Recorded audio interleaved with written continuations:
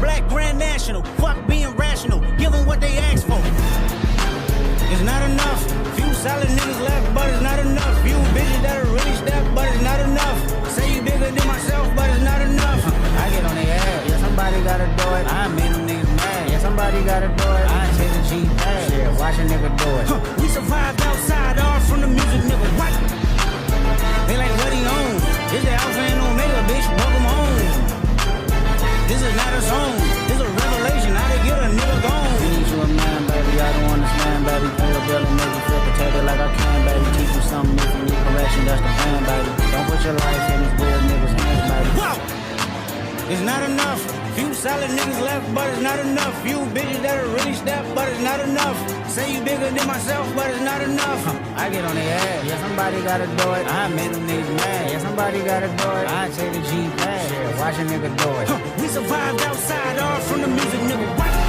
Hey, turn this TV off. Ain't with my type activities, then don't you get involved. Hey, look, how many shit I see? Send them off. Take a risk or take a trip. You know I'm tripping for my dog. Who you with? Couple sergeants and lieutenants for the get back. This revolution been televised. I fell through with the knickknacks. Hey, young nigga, get your chili up. Yeah, I meant that. Hey, black out. If they act out, yeah, I did that. Hey, what's up, though? I hate a bitch that's hating on a bitch, and they both hoes. I hate a nigga hating on them niggas, and they both broke. If you ain't coming for no chili, what you come for? Nigga feel like he entitled, cause he knew me since a kid. Bitch, I cut my granny off and she don't see it how I see it. Got a big mouth, but he lack big ideas. Send him to the moon, that's just how I feel, yeah, then. It's not enough. Few solid niggas left, but it's not enough. Few bitches that are really stepped, but it's not enough. Say you bigger than myself, but it's not enough.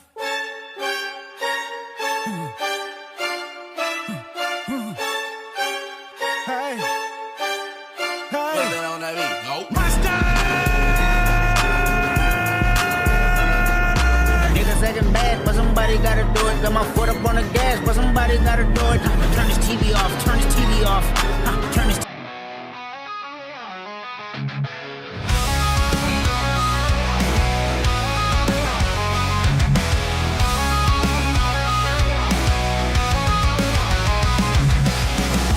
Day, nothing changes. All I want is a moment to think clearly. But thoughts come unrelenting, consuming every waking moment. My mind binds me and I can't escape. I shout for help, but no one hears me. One day I feel I'll just disappear. Lost in this chaos, I'm searching for peace. Whoa, what up, everybody? It's John Scudero. I'm here with the gang, except Nick looks a little different. What the fuck happened to you, Nick? He moved to Boston and became 8 years older. Oh, jeez. It's Mac Week. Mac Week continues. Yeah. My boy Mac here, live on every single Jersey radio show, except for Impact. He found a reason to skip Impact. Yeah. Sorry to Matt. I love Matt, but I got shit to do, man. It's my vacation. I understand. You should enjoy it. But yeah, man, we're here live to talk about the last 7 days of professional wrestling news, rumors, all types of fun shit. How's everybody going? How you doing? How's it going? How's everybody going? How's everybody doing? I was saying, how's everybody going? Going? My mind is scrambled. I got too much going on, and I've been fucking. Ever since I came back from Japan, I've just been so depressed. I've been sometimes my brain no do good. Sometimes his brain fails. Japan will do that to some people. It was like that, and it's like life is a fucking roller coaster. You experience the highest peak that you've ever fucking experienced ever going to Japan, and then as soon as you get back, it's like. Did you go to any wrestling shows while you were there, John? I didn't get to. I wanted to when I I found out here's the thing. There was I told him about. No, because Greg told me about this show in the Corrigan Hall, and yes, it was a nothing Road to New Japan show, and we were supposed to just fucking be able Walk to walk in in, because it get was tickets such a same day. nothing show. There was nothing going on the show. It was just Kodokan Hall, and it was just a Road to. It wasn't even the fucking Sakura Genesis. It was Road to Sakura Genesis, and we fucking all of a Granted, sudden it's Korakuen Hall, so some of the angles do their most work there. they do like build to the show, especially at Kodokan Hall in Tokyo. You know, you're gonna get a lot of people there, but it wasn't gonna sell out until Naito decided that he's fucking leaving New Japan, and then Jeff Cobb decided that he's gonna have his final match at Kodokan Hall at that show against Tanahashi, and he's leaving New Japan. So you got Naito's final Kodokan Hall show and fucking Jeff Cobb's final New Japan match, and by the time I got to Japan, the tickets were long gone. And I was like, damn, this is fucked up. And you can only buy them over there. You have to go to the store, like the grocery store, bro. You have to go to the grocery store and use the kiosk and buy your tickets to New Japan Pro Wrestling. It's like the old days where they just tell you where your like Ticketmaster fucking kiosk is at your local fucking bullshit. You know what I did do, and I should have talked about it more in depth last time we were here. Okay, interesting. I went to the Todokan, the legendary the Totocon. Totocon. I was fucking trying to look it up so I can see it in front of me and pronounce it right, but I couldn't get it in time. It's all good. I failed. I'm here for you, brother. But I actually they can get on me for saying it wrong, but I walked in that place. You can't mistake it. It's got the giant NWA Heavyweight Championship on it. It's been in like fucking. Remember that book, Do a Powerbomb? It was like one of the main places in the first issue too. It's right yes, it was. It's the coolest fucking place if you're into old school Japanese wrestling. It was like heaven. It was like it's so unique and niche, and it would never exist in America. Like it wouldn't last. Yeah, but places have tried. They've tried and they've failed because they don't have the fucking audience for it. But you go it's 2 floors, but it's very tight because it's not made for big fat ass fucking sloppy ass Americans. It's made for Japanese people, and they fit, and I don't. Well, I was like, fuck, I'm fat. I hate America. No more cheeseburgers. Hey, I see Yakuta Yoshi. They got some fat asses. They do. Couple though, not very. Not. You don't see many. It's not common though. I was like, damn, that's crazy. I saw like a child. There was a child by himself on the subway. I was like, oh no. It's funny as fuck. It's funny as fuck. I'm standing in the door, and the kid walks out with his little book bag, and I'm like, waiting for the parent. And the parent never came. This is crazy. Are you sure it wasn't a small person, John? It was a child. It was like an actual child. Look at it go! But yeah, it was a fun time. It was like a transformative experience. I could spend hours and hours and hours. But I specifically wanted to talk about Totocon because it was like you had to walk in there. It's like a museum where you can actually buy everything that's in front of you. They had fucking Jushin Thunder Liger's fucking worn costume from the Bound for Glory match with Samoa Joe. They got AJ's fucking Bullet Club gloves. Wrestle Kingdom. I didn't catch it was specifically the TNA one. That's funny. Yeah, it is. It's specifically that, and you can buy it, and it was like not that expensive. I mean, like you can buy his ring-worn outfit. Relatively, yeah, you can buy it. It's got a price on. They got fucking barbed wire steel chair. He's like, I can smell Liger's sweat. I fucking loved it. I didn't want to walk in there with no camera like a fucking influencer. Like, come with me, but it was cool as fuck. Hey man, listen. Which by the way, did not for us. You're okay. Yeah, right. Jesus. Which did not stop him from at least video calling me once and being like, "Yo, look at these magazines." Oh, no. It was probably like the middle of the night in America too. And I was like, it was like. It was just like it was funny because like John knows he can call me because like 5 days out of the week I'm at work on a midnight shift, so he's like, yeah, he's up. You know the guy that does the pre-shows for WWE, Sam Roberts? Yes. He has a Sam Roberts show on Sirius XM, and he has the ring-worn Gold Dust jumpsuit from the parking lot brawl with Roddy Piper. Oh wow. That's cool. Yeah, I yeah. wouldn't. I think it's cool that I can walk through this museum and look at the things and have the option to buy them. I'm not really into actually owning own like whole things, but what they did have You was mean a you don't lot want of to buy all of Ric Flair's robes like somebody we know? no, Yeah. no. I the idea of owning like ring worn like lucha masks is Yeah. cool to me. I like that. They had a lot of masks. I was there with my boy Rob. He bought a fucking tiger mask. I don't know if it was ring. Nice. I don't know if it was ring worn or not, but It it was signed. number one. It was signed. Yeah, it was Tiger Mask 1. Imagine Nice. Tiger Mask 2. Shut the fuck up. I would have died. I would have bought that shit. I would have sold my house. No, But no. No. Someone in the crowd back in '82 has that shit. no, imagine. You Shut guys know up. that I have the 2012 ring-worn El Generico mask from the Ladder War? See that? No, what the fuck? Yeah, I No, have what the that. hell? It's signed too. No, the ring worn mask that he He had gave it on to in you? The in the. ring-worn mask. Where'd you buy it? I didn't buy it. I won it at an auction. You paid a lot? I paid a pretty penny, yeah, but I won it. And I feel like that's the kind of question you don't ask. No, I want to know. I want to know. No. Fuck that. He It's on my owns the mask already. it's on my wall at my house. I thought you guys knew this.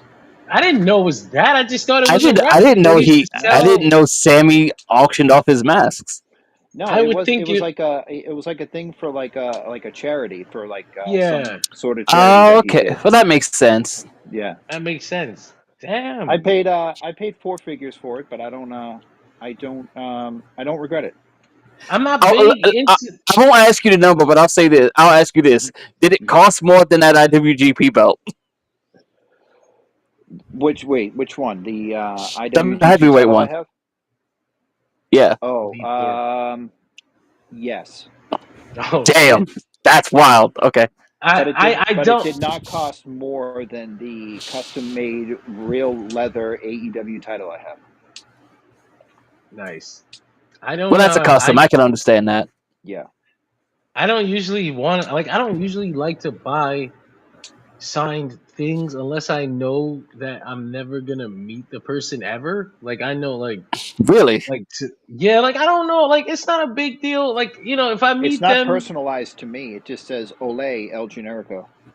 no, but it's like I don't know, like meeting them and getting Well, it listen. signed is Listen. cool. He's never But gonna like meet El Generico. He's dead that's and in the cool. ground. That's Yeah. very true. No, I was gonna say that El Generico is one I would have gotten, especially from that show because I was at that fucking show. And when I And was at the also because damn, he's never coming back. That's the show we met at, John. it is. Is it Final Bat? No, we met at War of the Worlds. Oh, We met, 2014. yeah, That's right. Yeah, you yeah. walked by. No, you walked by me you walked by me at Fate. yes. You've walked. I Yeah. did the same to Greg and Tyler and so many fucking people. I knew you at shows because I with. followed you, and then I saw you walk by, and I was like, "Hey, I follow that dude on Instagram." And my buddy was like, "Go Yeah. talk to him." I was like, "Nah." Fuck you too. What the hell? I was so lonely. I was so lonely. It was a bad. I would have been John. like friends. Well, John, No. look where we are now. What is it? 10, 6, 17 years later. So No, for real. It was great. I wanted to say to what I wish I had it fucking next to me. I would pull it right out and be like, "Look at what I got." It's You just do the. You should honestly. should have been more If we have prepared. the I'm just gonna go content get for it. it, if we have the Just gonna content go for get it, you need to just make a haul video. I'm just gonna go get it because it's fucking. You talk, Greg. You fucking Damn it! I was just about to refresh too because I can't see your video. oh god, I guess it'll just be me then. Go ahead, Greg. I'll be. Hey guys, it's just me. So let me show off my custom-made Ring of Honor World Championship, the AEW Ring of Honor World Championship, like I like to call it. It's got the them boys, we love them boys on the side, and got the Mark Briscoe cow print. I love it. So yeah, that's great. I think Greg will be back in a second. Here comes John with his best dad. He's already there. Hey, It's a joke. My son bought me this shirt. It's Darth Vader. It says "Best Dad in the Galaxy." I just showed off my Ring of Honor world title because I panicked and didn't know what else to do. Darth Vader tried to kill his kids famously. Oh, the coolest thing I have near me actually would be this. It is a UWFI program with Nobuhiko Takada and Kiyoshi Tamura. There's also Vader inside. Hey, Greg, did you see the? Do you follow Eric Stevens on Twitter? I do. Did you see the video that he posted yesterday of the All Japan Classic matches in slow motion? Yes, I love those videos. Oh my god! No, I did not see that, and nobody Dude, linked it to me. You've seen those clips, John. You've seen those. Well, I see them at the end of every match. Yeah. Yes. Yes. I know exactly what Mac is talking about. I'm like, what the fuck? You know what it is. No, but if somebody compiled them and made like a bunch, like they put like a bunch of them together or something, I don't know if he did that. I would like that very much, actually. No, they just did the one of Hansen and Kawada. Yeah. Okay, then that would be. I've definitely seen that because so the trick is after the match finishes. The trick is finding the ones that were specifically aired in Japan and not the ones that went on the DVDs, because then they have different music. Yeah.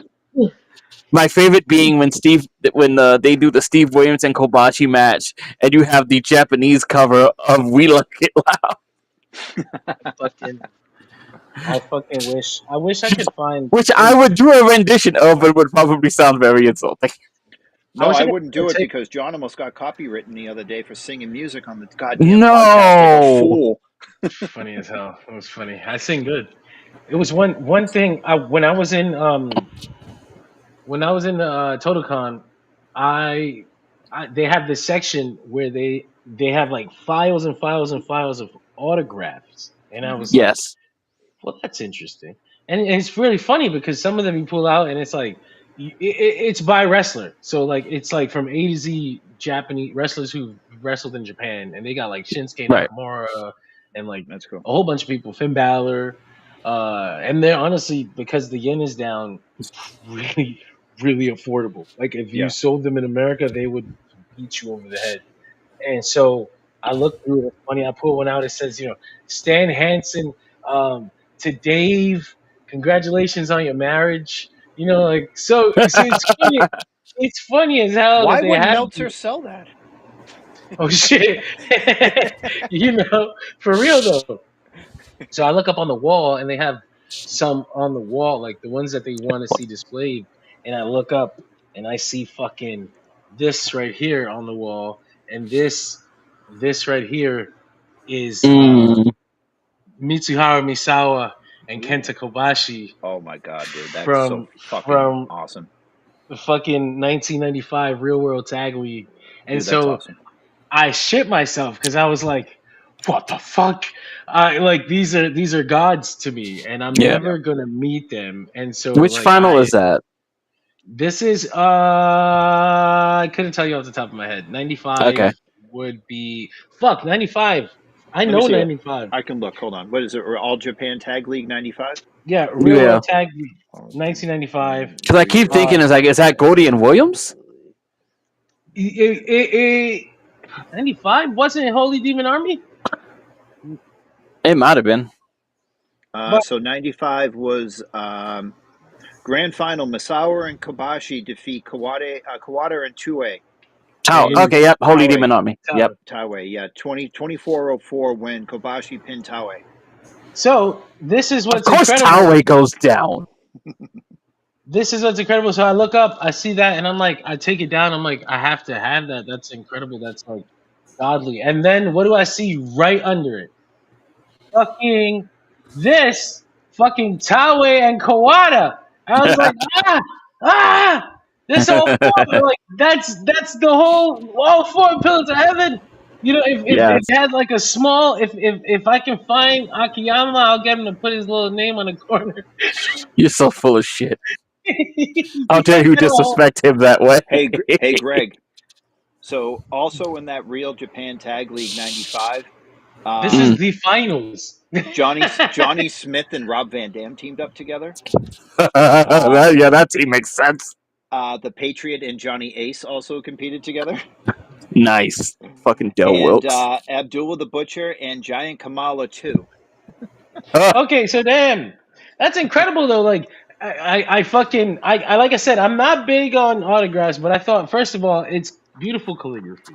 It's like Yes. these motherfuckers. I could get That this does look tattooed good. on my. Get this Yeah. tattooed on my ass. But Whoa. Okay, also, John. Jesus Hey, Christ. I fucking might. I don't know. Anyway, I'm John's like, still I'll trying to consider figure. it. I'm trying to figure out how to display them. I know it's gonna be something extravagant because, like I said, they won the '95 Real World Tag League and then signed this big fucking piece of cardboard for who knows God what for whatever fucking reason, and it found its way into my lap. John said, try and stop me. Cherish this shit. I cherish this shit. Hey, Greg. So on the SmackDown podcast last Friday, I was telling John that let's just say a not to be named Jewish wrestler who I'm friends with. Okay. He was overseas in Japan. I know he was overseas in Japan, and he knew I was a Be big. careful, please. I was a big. I was a Please be big careful. Magnum TA fan, and for some reason, yes. Magnum TA was like over in Japan doing something for some like signing or whatever. And a couple weeks later, I get a thing in the mail, and I'm like, oh my god, am I being summoned? And I open it up, and Oh, it's no. just this big poster, and it's Magnum TA with the United States NWA Championship, and it just says, "To Mac, best wishes, your friend Magnum TA." And I was like, oh my fucking god. Oh, that's awesome. I was like, oh my god, this is so awesome. I still would love to meet him, even though he's a private citizen now. So, but that's probably never going to happen. But That's fair. Yeah. All right, so shit. We can probably get into Dynamite now. Yeah. Maybe. Dynamite. AEW Dynamite. Which song did they use? This is the Sum 41 song. AEW Dynamite, May 14th, 2025 is what we're talking about tonight. They did open with a Sum 41 song that I don't know the fucking name of. I'm not like a Sum 41 fan. I mean, I don't have anything against them, but they didn't exactly play in the fucking bodegas by me either. You saw Spider-Man. You know Sum 41. Yeah, I mean, I'm sure they have. That's the thing about bands like that. Like, I'm sure they have songs that I know, but the name of the song know. is "You Wanted War" by Sum 41. There you go. That sounds vaguely familiar. Yeah. See, you don't know either, Greg. Fuck you. I said it sounds familiar. Ha ha ha. Anyway, let's talk about Dynamite. Yeah. We can start at the top of the show. It's just us. It's just us. It's just us, Oos. The show opened with the tag match between Takeshita, Hangman, between fucking Hangman and Ospreay versus Takeshita and Josh Alexander. I'm trying to pull up the images that I have from I sent to Greg. Hey, did you guys notice during Hangman's entrance, he signed the shirt of a young child? That I did. Showing that a little bit of a softer side. Child was on a mission. He had a white T-shirt. He was like, "I'm getting autographs today, right now." Understandable. I like his chutzpah. I like the cut of his jib. Anyway, shit. Here we go. I'm scrolling through it now. I'm just gonna go to my own recap. I've ran through all the trouble writing this shit. Yeah. Oh fuck yeah. Oh yeah, that looks good. This match was fucking awesome, dude. I have the audio people listening. Like, what the fuck is he talking about? Oops. The audio people hate this show. This match was awesome. This Yeah. match was awesome. Like Max said, Hangman and Osprey did the old will they won't they, but they when they did, it was great. I can do it better than you can. Yeah. The whole 9 yards. Every wrestling trope they got in there. Yeah. No, girls, you're both pretty. Stop it. Yeah. You don't Yeah. have to do this. Now But they Kiss. finished the match. They finished the match with a. They almost killed each other twice, which was great. Actually, the way they Which was great, actually. the way they were able to pull it off within like I think like maybe 15 seconds. They both almost Excuse killed me. each other. Flew that up there. Hangman almost kills Osprey. Osprey's like, "What the fuck?" Ooh. Josh Noggin. Alexander does the old noggin knocker like Max says, and we get this moment. Wee! That was awesome. That was fucking sick. I love that shit. So yeah, fun match that has a great super finisher ending, anime shit where they both combine the powers of their finishing moves. You mean the buckshot blade? That's The, the father buckshot son blade. Kamehameha. Bang! Oh. Excellent. uh, I loved it. I loved it. it's So Adam Page's favorite tag team trope. you can combine this move with many different other moves. It's like it's like Street Fighter or Marvel vs. Capcom. You can use the assist with this move with many different characters. It's great. So can I say? I would have put with quickly Ultimate about this Alliance. match? There you Go go. for it. The one thing I took away from this match was Don Callis on commentary, because even though he's doing the heel thing and he's saying that his team is the best, he's also complimenting Adam Hangman and Osprey, specifically Osprey, because he's saying things like, "See, this is the reason why I recruited Osprey when he came to AEW. He's so resilient. Josh has to be better. Osprey's the best wrestler in the world." Like, just putting him over. But then 2 seconds later, going, "Oh, I hate that guy. He sucks." So. I love Callis's commentary because he puts over everybody in the match, and it's just awesome. And they made reference, and I didn't know this, and I've been a Josh Alexander fan for a very long time. He lost part of his ear when he was younger, and that's why he wears the headgear. I didn't know that either. What the fuck? I mean, I just heard thought them it was. mention it on commentary. I just thought it was an accoutrement. Yeah, no, he lost part of his ear.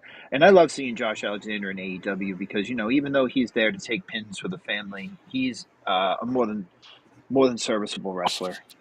Yes. He's great. And he was the better part of that tag team. Because fuck I think Ethan Page. if he could do this early part of what they need from him now, just kind of take these losses and show that he's a good asset, they will reward him down the line because he's a good wrestler. He's not going to disappear. And who knows? Wrestling is weird. Sometimes something happens, and hey, you're there to step in. We need you now. Actually, yeah. I love this match. It was great. I wanted to piggyback off what Mac mentioned earlier, which was to say that is a skill that I would say Don Callis honed very much in the ECW because he had to do the pay-per-views while still being the heel network guy. Mm-hmm. So, like, Joey, I don't think the network would approve of this. Greg, did you hear them reference while also making the worst jokes you could possibly make. Did you hear them reference that on commentary tonight, Greg? What? No, I did not actually. He sat down next to Taz and he goes, "Oh, you got your headphones on?" He goes, "Yeah, I just got to adjust my levels." He goes, "Oh, you'd think you'd get used to this by now." He goes, "We've been doing this for 30 years." And he goes, "Maybe even more than that." He goes, "I think you have an anniversary dinner to take me out to coming up soon."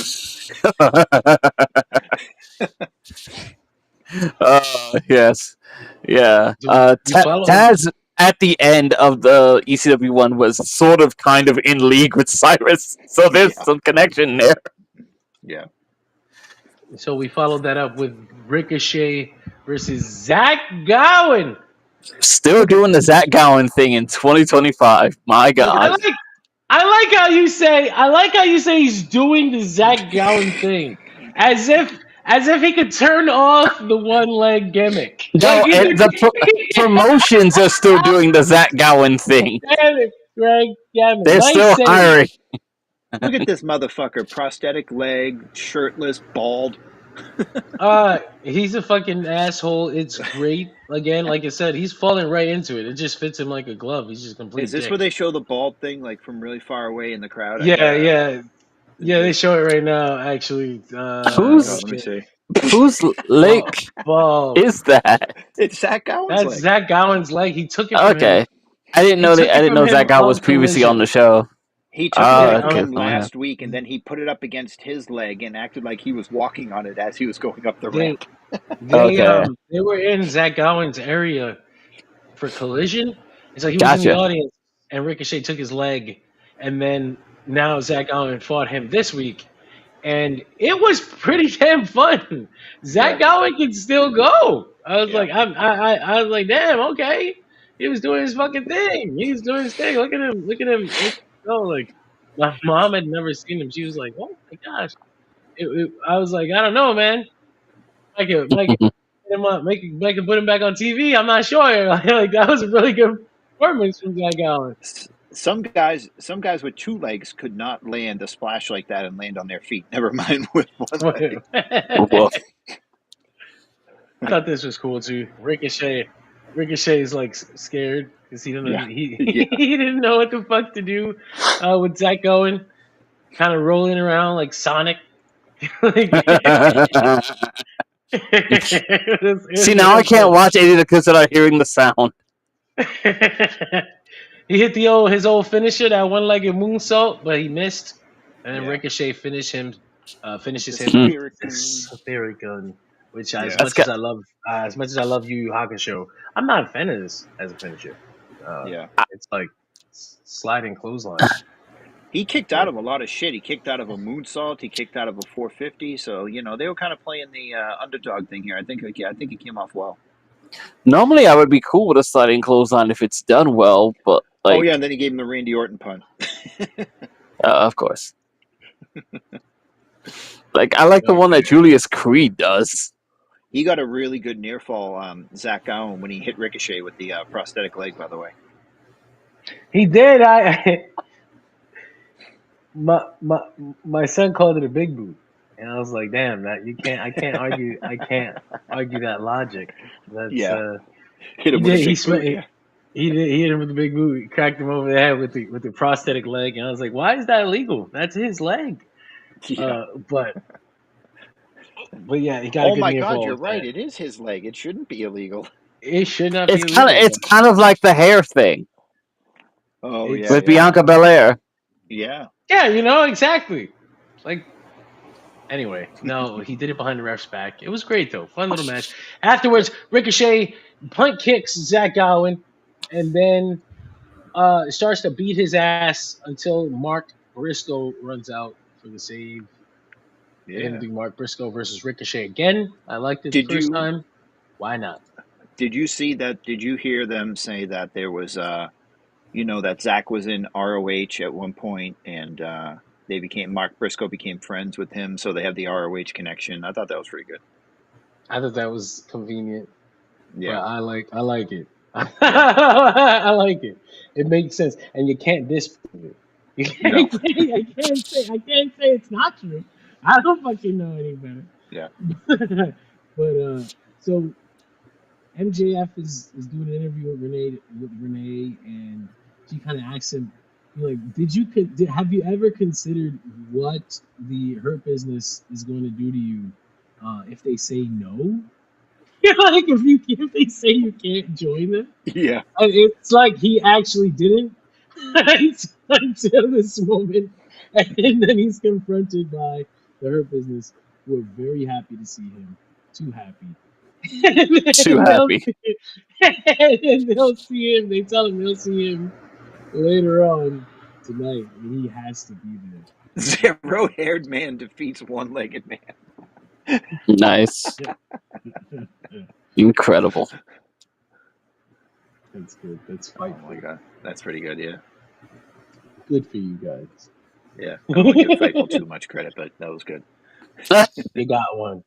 No, so fucking great moment where okay, before that, the Hurt Business comes out and they defeat the Top Flight. Yeah. pretty easily. I The missed in thing that Top made Flight dressed like air traffic that was controllers. a funny 2 weeks. They Yeah. had like they still have Layla Gray with them, which is Really? it's funny because like why? What is she? I'm not saying fire the girl. I would like for her to stay employed, but what is she doing there? Right there in that See, spot. like when they were doing the air traffic controller thing, she brought the whole gimmick together by being the stewardess. Yeah, Yeah. yeah, Without but that, it's just like, what do you have in common? Do you all why get is high? That's not really the gimmick. the baddie here?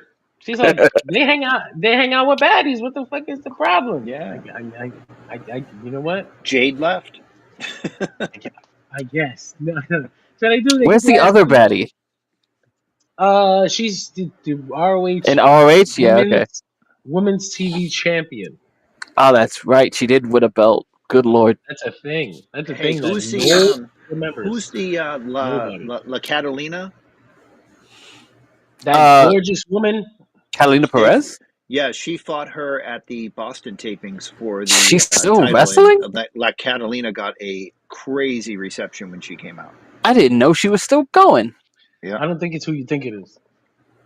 No, Really? It's a new, yeah, it's a younger okay. girl. She's like 20, 23, Okay. 24. Yeah. I thought it was the Lucha Underground Catalina. No, God, no, Greg, no, Greg. All Oh. those people are dead. Greg, do you wrestling? All those people are dead. Damn. Yeah. No, that's not true. Marty the Moth is gonna be on Power Slap. Man, fuck Marty the Moth.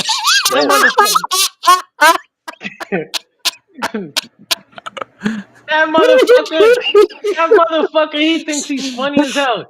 He followed me on Instagram. Oh no! Like, oh hey, I was like, oh hey, it's Marty the Moth.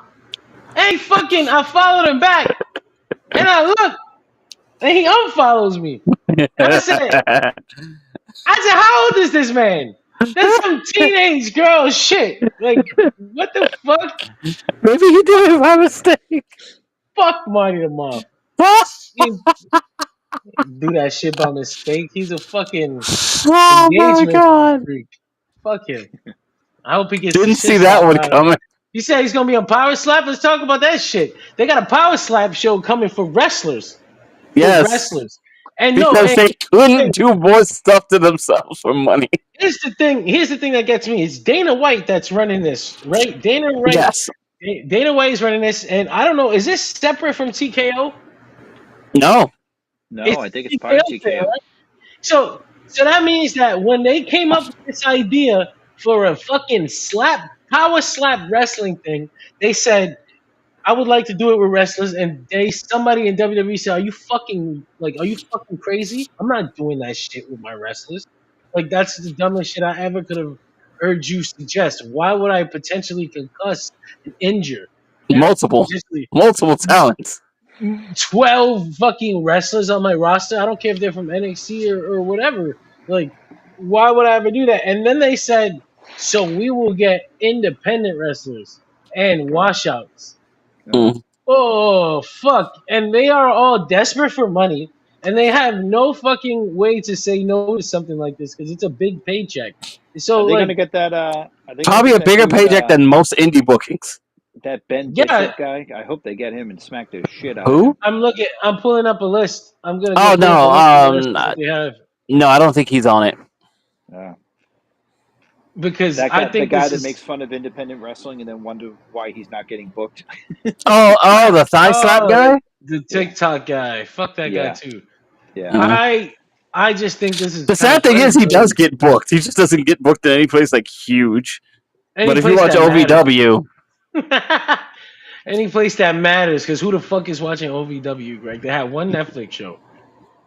But anyway, this Power Slap thing is a fucking predatory. There's no way like this big ass company is doing this to these poor ass fucking wrestlers. So I got a list here. I got a list of the wrestlers that have signed up for this show. All right, let me see if I know They recruited the former Kazarni Sin Bodhi. Oh no! To do the recruitment for them. Oh, what? That douchebag? Yeah. So this schemy Slimy Scuzzball is going around indie You'll locker know a rooms few names on here, Mac. You'll know a few names saying, on here. "Hey, sign this contract. We're gonna do some shit with Dana White." Probably Casanova didn't even. Valentine. I got the name starting now. Casanova Valentine, Mecha Wolf, who used to be Mr. 450. Yes. Oh, he He was used with to be. Tessa. He used to have the. He used to do the Saiyan thing, right? Yeah, he used to dress like a Saiyan. And Yes, I Private saw him on the Participant. indie. He was with Tessa Blanchard for a while. Was he? Yes, he was. Yeah. I didn't know. Tessa That till Blanchard I has said it. some interesting partner choices. Mm-hmm. I don't judge. Juicy Finale, He gonna hurt Stunt, somebody. Stunt Marshall, I don't know him. Maserati, Mm-mm. Facade. Where the fuck did they find Facade? Florida, probably. Hollywood Haley J. I I know can't her. wait. I can't wait. That's the only one I want to see. Alice Crowley, Uh huh. Christy James, Mm-hmm. Marty the Moth. Fuck Marty the Moth. Bruno El Osos Blanco. The the Suavecitos. I imagine that's John, footwear. John had to reach deep into himself to get that one I out. I almost didn't believe it said that. I was like, what? The Suavecitos. Okay. Yes. And Danny Moe are among the talent participating. Spiteful reported that those involved say the pay was very good. I bet it Of was. course, Dana White was in the building and met with many of them, and they were told the talent were encouraged to get the word out and kick up buzz. Uh-huh. So you I want bet to hear they something were. funny? So I was They were just reading. told, wait, they were Funnier told. than this? No, because this is what they were told now. Okay. This is so predatory. They're being fed promises. Oh no. This event is going to carry over into International Fight Week and then potentially a future Saudi event. So they're getting promised potentially more paydays, and this thing can Yeah. lead into something. And these Yeah. wrestlers are thinking, "Man, I'm working with TKO. This is possibly a window into WWE." And you're getting used as a meat shield to protect the WWE wrestlers from getting the shit slapped out of them. So like this is fucking disgusting. And I'm gonna watch every I'm week. gonna watch every minute of it. So Greg, so today I was on my phone Yeah. and I was just scrolling through Instagram reels while waiting for the podcast to start, and I saw an Instagram reel of Facade, Okay. and Facade was crying, and it was obviously about Sabu, but Okay. he didn't say Sabu. He never What? mentioned Sabu. He didn't reference him. He It's a just goes, secret. he just goes, "Hey guys, somebody here is here one day, and then the next day they're not here. So just tell your friends and family that you love them because I just lost someone close to me, and I think you all know who it is." I'm like, just fucking say Sabu, dude. His trademark. They trademark his tribute. He's not allowed to. Oh my god. God. Not allowed to say. Hey, listen. Everybody handles grief differently. But we had this. We broke into a whole Power Slap conversation in the middle of the Dynamite recap. We had the crew. You needed to go over it. You had something to say, John. I did think it was really fucked up. But so the Hurt Business beats Top Flight really easily. Bobby Lashley doesn't let go of the Hurt Lock. He's locking. He's got it locked. And then He's locking in the hurt. Dustin Rhodes music hits to no reaction. I was like, God Wait, damn. what? Yeah, no. And no he reaction. comes out. He comes out with Sammy Guevara, and they're like, "Hey, you should stop." And MVP's like, "Cut the bullshit and tell us what you're really out here for." And so they're like, "We want a shot at the tag titles." Way to see right through him, buddy. They didn't want to help. They didn't want to help Top Flight and none of that shit. We want a shot at the tag titles. Get that trash out of the ring. And so Oh man. the I'm crew asking for comes my out. release that day. The crew comes out.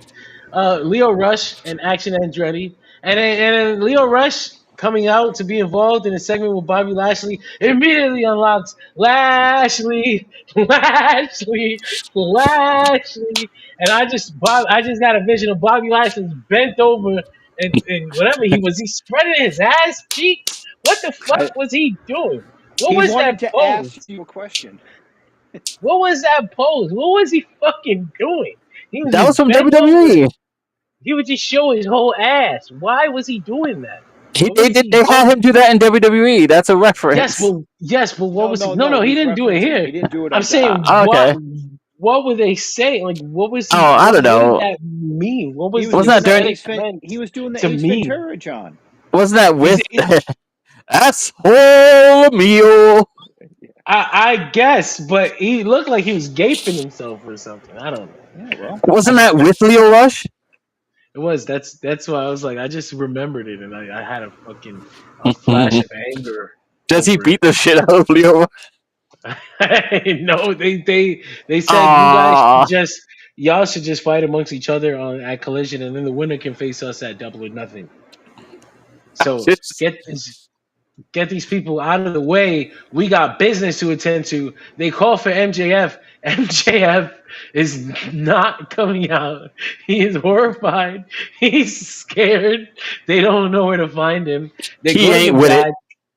They go to the back, and he's fucking hiding. Tony Khan's Narc Khan. very happy for him. Tony Khan's first appearance in however many months, and he's narking on MJF. He's like, get this guy. You know how much he got me for those negotiations, man? Get this guy. get this fucking guy. It's Joey. I thought it was. I'm not going to show up to save my company, but I will show up to rat out MJF. That's the kind of guy he is. Jerry Lynn is so done. And Sanjay Dutt on the corner there. Also scared. But yeah, Shelton Benjamin drags MJF out to the ring, and they have their moment. It's time. It's time to find out whether or not MJF is in the Hurt Business. Excuse me. I didn't want to get The Hurt Syndicate. It's the Hurt Syndicate, right? Fuck my Yes. You screwed yourself. They hurt people. So yeah, Shelton Benjamin's behind MJF. He's acting like he's gonna super kick him and shit. But no, Bobby Lashley gives him the thumbs up. It's a great fucking hilarious moment. MJF is so excited. He leaps into Bobby Lashley's arms. And he says, "Get the fuck off me. What are you doing? What are you doing?" Bro code, man. Jesus Christ. Bro code. Hey, John, did you notice when Bobby Lashley came out, he was wearing a thumbs down on his shirt? He was wearing a thumbs down shirt. I was like, I could wear that to the club, I think. Nice. I thought it was interesting. We'll see where this goes, because later on in the night they did a segment where MJF has a lawyer with him. And last week, Hurt Business had a lawyer with them. Mm-hmm. So no, but MVP was backstage, and he said, "Hey, I'm going to have my lawyer look over that contract." And MVP goes, "For what?" Yeah. And he goes, "Well, all smart businessmen have their." And he goes, "Okay." And he goes, "All right, yeah, okay, okay." So there must be something in that. It's reverse. It's MJF. It's MVP that's like, "Hey, would you need a lawyer to look over the contract for?" And he's like, "Yeah, I would never." And I'm like, MVP, you're doing business with a white man from Long Island. He's definitely going to have his lawyer look over that contract. A rich white man from Long Island. Oh, yeah. So I don't know what they're doing there or why that needed to be brought up on television, but I imagine there's going to be a point of contention. A point of dissent, even. Possibly. Sorry, guys. I'm trying to... And so here we get... my thing here. This is fucking great. This is my favorite moment of the night. Mina Shirakawa is... This is not her debut. This is not her debut. This is not her debut, but this is her first match. This is her first match as a member of the AEW roster, official signed. And so she makes her entrance for this Fatal 4-Way Women's World Championship Eliminator match. Yeah. No, we're going to listen. Just listen for a second. Oh, boy. Why don't you want Mina? If it plays.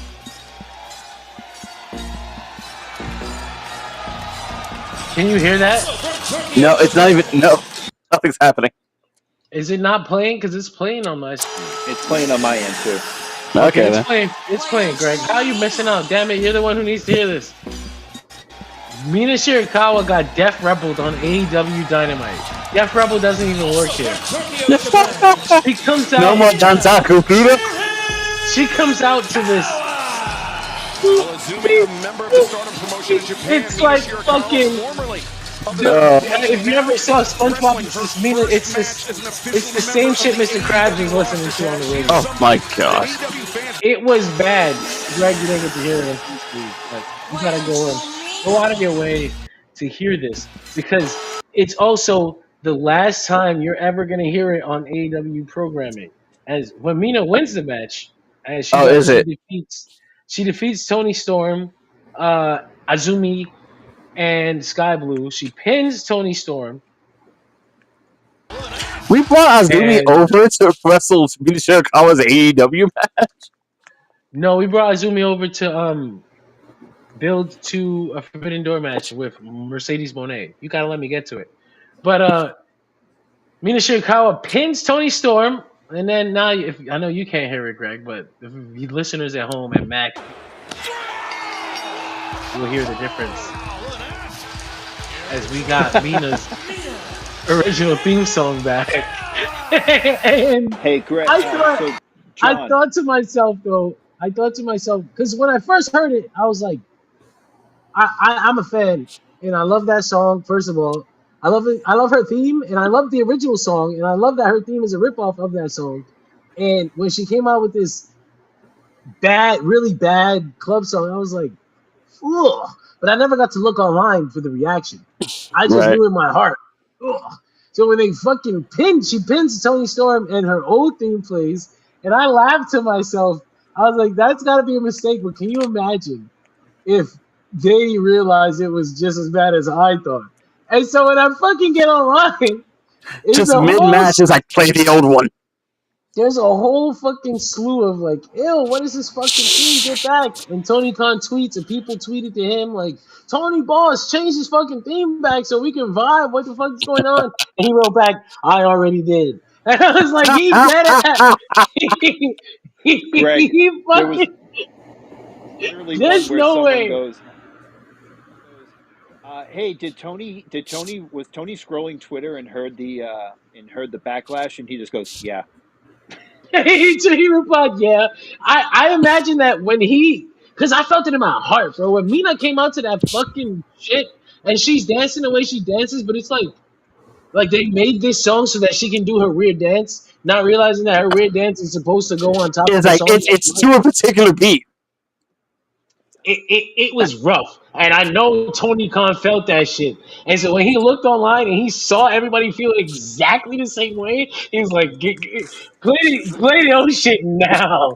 Hey, John, did you see Mikey Ruckus's tweet?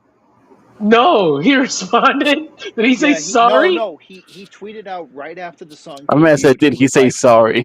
No. He goes. This is Mina Shirakawa's new beat with her on the track. Enjoy, or something like that. Wow. I gotta find that. Yeah, check it out. There's no way it's still up. There's no way it's still up. Don't say that, man. I'll find it and send it to you. Hold on. Mikey Ruckus. How do you spell his name? It's Rukus.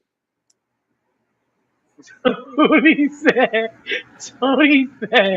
He just tweeted, look, guys, I try to have fun with y'all, even though y'all doing the most on something I had nothing to do with. But apparently the right to shoot back and forth is only in real life. On here, it's one-sided. Peace.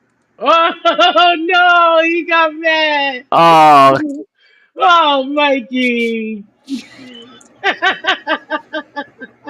No, come on. He doesn't suck. Like, it's not Def Rebel. So what do you say? Fuck me for? He didn't do it. He's mad TK pointed him out, but I don't think TK said blame Mikey Ruckus. He just agreed that he didn't like. I want to know, like, did he not hear it? Did he go through other layers of approval, and I was gonna then say, like, shouldn't you have known this? like, did it go through other layers of approval? And then so is this the Oh, he first time deleted something it. Kanye has it? Which one? Deleted the one that he deleted the one where he said, "Hey, Mina Shirakawa's new theme." I just checked somebody's reply to it, and it says this tweet has been deleted. Oh, that's great. Poor That's Mikey great. Ruckus. I was trying to see if anybody had a picture of it so I could send it to you. I'll keep looking. You guys go ahead. That's funny as fuck though. But that was like my favorite moment of the night because it was just like a complete whoops moment, and they reacted to it so fast. Like, we will fix this mid match. I have never seen something like that in pro wrestling. Like, we will fix this right now. Give me one moment. Like, I oh I I, shit. I feel like this finish plays right into like the weird Tony Storm gutter humor where Tony Storm is surprised that somebody's package is just as tight as hers. That's good. She's probably cutting a promo about that right now. Where, She's writing it as we speak. Yeah, nobody took a screenshot of it, but everybody who replied to it, it says this tweet does not exist. rest in peace. I Well, mean, I imagine he was putting it out there like, "Hey, look, I'm so proud of this music," and everyone was like, "It felt like I couldn't believe it. I couldn't believe Mina Shirakawa got Def Rebel on AEW Dynamite. Like, I didn't even think it was Yeah, gonna he go through. said he didn't make the song. That's what he's saying. uh, He also, said, John, I meant to annoy you about this. I meant to annoy you about this because me and you have talked about it since the company started. How do you feel to have the logo back? God damn it! I hate that they waited. I hate that they waited for WWE to do it again. Like, come on, man. Like, you had it It first, was and it was almost cool. yours. It was cool. Like, it was so cool too. Like, why did you get rid of it? Were wrestlers complaining? I'm slipping on it. Shut the fuck up. Like, so what? Let them Was keep that a real playing. thing? I don't know. I can't Okay, imagine why. Like, because that just means like do it better. Come on. maybe they thought they were saving money. Oh, But it's fucking Austin Powers, Jamie Hayter over here. I love her. She looks like Austin Powers. James says, I don't think Mina Shirakawa is cute and adorable. I think you're wrong, James. I think Yeah, you're how is dead wrong. James typing while blind? Oh, shut up. Anyway, so we follow that segment up with Daniel Garcia out. He calls out Nigel McGuinness and he says, "Hey, bro, FTR kicked your ass last week. They kicked my ass. They wanted to end my career. They're going to try to end your career. Help me fight them. And even if you don't, I'm going to fight them on my own." And Nigel's like, "I don't Fight, know, fight, man. fight. They're really good wrestlers." That's John, essentially what he's saying. John, you Nice. said you wanted to get to the Mina being attacked. You said, "Hey, Greg, let me get there," and then you mentioned nothing about it. Wait. She got attacked. Oh, yeah. Fucking after the Mina Shirakawa match. Jesus, they actually doubled down with angles. They did they had Mina Shirakawa Azumi got won. attacked. Azumi's leaving. She gets attacked by Mercedes Monet because she beat Mercedes for the New Japan Strong Women's Championship. And then I hope Mercedes someone in gets the building attacked. knew that. Yeah, they did bring it up. Okay. And then Mercedes gets attacked by Jamie Hayter because she's got a match with her in the Owen Cup final. So Yep. they started a build for Mercedes versus Azumi at some point, and you still got Mercedes versus Jamie Hayter in a week and a half at Double or Nothing. John, I don't. did you see what Jamie Hayter said today? By the way, earlier today before Dynamite, No, I did not. she said that people have been criticizing her. I'm looking at you weirdly now, James. I don't know if you changed your tune there just because we made fun of you, but we're watching you. No. I'm squinting my eyes at you right now. Um, so, John, she said that when she got injured, that this is the real her. That she loves 60s and 70s. When she got injured, she would listen to the Doors a lot, and it would make her happy because she was really depressed when she was injured. So Oh, when so she my came Austin Powers thing is on purpose. Yeah, so she said when she came back, she wanted to be the real her and dress how she dresses in real life. So she's not going back to the black hair with the white streak and looking like Rogue. She said that she's keeping this look, and if you don't like it, fuck. Fuck everybody. I don't think there was anything wrong with the look. It's just so distinctive that you expect there to be some kind of character that goes with it. Like you Yeah, dress like fucking. Nope. you're expecting to love, but it's not happening. She's Yeah, just like, no. I just like dressing like this. And I was like, okay. Yeah. All right then. Yeah. All right, shit. What am I gonna say? All right, shit. She likes to look like that.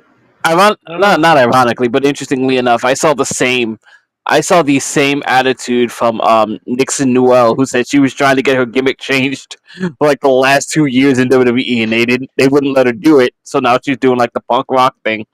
Hey, John, Where was she? I got her direct quote.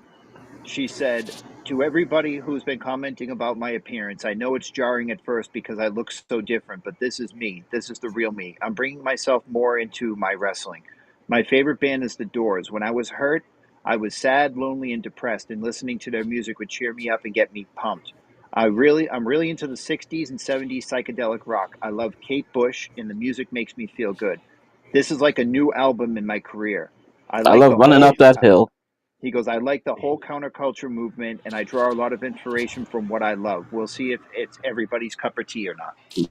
Now here's my only problem with that. I respect everything that she is saying. But Jamie, Jamie, why did you wait 10 months to to tell us say that? that, Why? Why? in fact, Why? in fact, I would argue this should have been like a week one promo. That should have been the first thing she said on TV. Why? Why did she wait 10 months and then tell us in a Why are tweet? we not communicating this new version of ourselves Daphne immediately? from Scooby Doo looking ass. I'm fucking I'm fucking dying. Cause that could have saved us a lot of questions for a long time. And that might have made the crowd accept her even faster again. Cause she had to Yeah, climb back up the ladder of momentum because people were trying to figure out like, well, what is this? What is going on? Like, is she back? She's dressed different. She's on the bottom of the card now. Nobody knows what the fuck is. It's a new story. And yeah, now she tells us, I just like dressing this way. Well, fuck me. You yeah. should have said that when you got here. It'd be like if Albert came back as Tensai and did not explain it for 6 months. by now, I got it. Like by now, I've already figured out like there's nothing really different. But you still kind of wonder if maybe one day they're gonna give her the mic and she's gonna bust out into fucking Austin Powers or some shit. Do I Hey, make you Randy, baby? hey, John, while we're on the women, someone tweeted and said, "Hey, at Tony Khan, can you please update Azumi's Titantron? You're still showing the alliance with Queen's Quest, which dissolved almost a year ago, you clown." It Now I'm curious whose responsibility it is to send him those things, though. Oh, True. hey, did you guys catch the red spider on the screen again? That's right. Oh, they During did that women's again. match, Yep. the feckless spider crawled down Uh, the screen. I was She gonna is say one. Victoria's coming back. No, You know what I don't like? Here's what I don't like. Mina Victoria. Shirakawa. I called this would happen, and I don't like this. Okay, talk to me. She fucking wins this match, so she Yes, she wins does. an Her package opportunity is at tighter. Women's World Championship at Double or Nothing in 2 weeks. Yes. She ain't winning that shit. No. So it's like, what? What the fuck? Why did we even do this immediately? Like, what? It's what you did with Deanna Purrazzo, and it died fast. She never did nothing again after that. Not argue, Mina's probably got a At bigger least upside when than Deanna Deanna. Purrazzo changed her gimmick, she explained it immediately. Excuse me, John. Deanna Purrazzo is in the Women's Pure Wrestling Championship for Ring of Honor right now. She's doing great. Yes. Deanna She's Purrazzo is totally not halfway. copying. She's No, totally I not get copying the most popular gimmick from NXT. Deanna Purrazzo is halfway out the door to retirement. She's about to Yeah. go and become a dentist or something. She's like, I can't figure this shit out. Nobody will fucking. Why are we think of bringing up it. Britt Baker? Yeah. Who's probably never going to wrestle on AEW TV again. Or any TV, maybe. I think she'll go to WWE. I think as soon as this AEW thing is done, Okay. WWE is going to snatch her Okay. ass up and Okay. Hear me out. What? Hear me out. Right. Hear me Fuck out. that shit. I'm totally fine with Britt Baker going to WWE. Just to be a dick, she has to do like 6 months of NXT. Oh, Just for God. saying that shit. Nobody cares. That was crazy, bro. Like, Well, like that not was for saying that, but that crazy. was hilarious. That was fucked That up. that was Guys, crazy. Like, at she least never we got put on TV again after that either. So like, Good. Guys, at least we have to look forward to the Def Rebel theme with the drill, right before she comes out. No, Wee! just pull out the old Isaac Yankem joint. Recycle that shit, dog. I'm a dentist. No. DDS. Yeah. Shut the fuck up. I hate this. Yo, it's me. It's me. Me. It's DDS. No, Anyway, for that wild shit she was spitting about NXT like a few years ago, you gotta do like 6 months ago. that's Just as crazy, penance. man.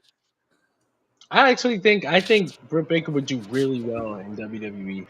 She's got the kind of thing they would want for out of her. Like she's got the TV chops, and the and wrestling is good enough. she's their kind of wrestler. You know, like in Yes, ring style and everything. She it works. she's It works. totally a TV crowd wrestler. Yeah. She peaked in AEW anyway, and it's like she got real cocky and full of herself. And if all the stories are to be believed, then she became a bit of a bully, and she kind of alienated herself in the locker room. So it's like, you know what? Move on to the next territory. That's Oh what man, you do here. we gotta put her in. We gotta put her on SmackDown. Then I need to have Charlotte and Britt Baker in the same locker room so they could just Oh have a yes. bitch off. Oh yes. Oh god. Oh god. Yes. They never ran Britt Baker versus Jay Cargill in AEW, right? No, I don't think they No. did. They No, they kept Jade didn't. And far away from her. they're gonna run that shit on a random ass episode of SmackDown, and Yep. all the people in the audience are gonna chant "Tony fumbled," and it's gonna be the worst fucking Oh my 5 minute god. match you ever seen. And No, the main roster crowd doesn't do that. The NXT crowd that is produced what to do before the show starts. Hey I'll guys, give them. here's who you should boo for. Here's who you should cheer for. You fucking I'll give marks. them this. I'll give them this. The NXT crowd into PC because I know some of them personally. Oh, you do. They really feel that way. They don't. I was gonna say They're not well, allowed to. Oh, You so know, they're like really stupid? They're not just produced to be stupid? They're I'm really not fucking saying. listen. I'll put it this way: I doubt anybody in the at that NXT production is telling them to chant the Booker T promo. Oh yeah, Hulk Hogan, we coming for you. Dude, that makes it so But much worse. That they're just fucking idiots. They're wrestling fans. Have you my seen friend, CZW? one of my Hey, friends, one of my Gregory, friends is the there are main levels to guy, this, my bro. friend. I'm very connected in this fandom. Okay, one of my friend is the main guy who starts all those chants and records all those videos and gets like shit. What was the last thing he did that Is that they the were black dude? yeah, they were roasting the shit out of him. What did he do? It was Ricky Was it? Is it Strokes. suplex? Oh, Ricky Ricky Strokes, yeah. Ricky Oh, I roasted the Strokes. shit out of him on my Yeah, Instagram. they were roasting the shit out of him. Oh, yeah. I was Wow. laughing at his ass so bad, like bro, they're roasting you. But see, my favorite part was that the Hogan chant immediately went to TNA to fuck with Tessa. Because he was there. Because they went to they were doing that full Oh, was sale. he? Okay. Yeah, so Oh, he was yes, that makes sense. he was at the Full Sail taping and he started the chant there too. This guy's like the main guy, and I'm not gonna lie, he's not like completely disconnected from WWE. He doesn't work there though. But Okay. he's such a big fan that he will make those chants and he won't go over the line. Like he's not gonna chant. He's not gonna go against the production. But We're not gonna get she's a crack whore chance. You're never gonna get she's a crack whore again. That's good. Guys, Just like, should I say, unfortunately? Guys, the only chant that I want is "Let's go, Max! You're the best wrestler alive. Let's go, Oh Max!" God! He's so God! It's so over. I hate him. How did he make that work? And every fucking week he doesn't want them to do it, and they're all like, "He's the best wrestler around." It's fucking 5,000, 10,000 people. It's great. Makes me want It's to change the ridiculous. channel. I don't know how it is that he's actually getting more over than Anthony Bowens, who's got all the new production shit going for Dude, he has a everything. what was it? Is it Jane's Addiction? Yeah, Jane's Addiction song.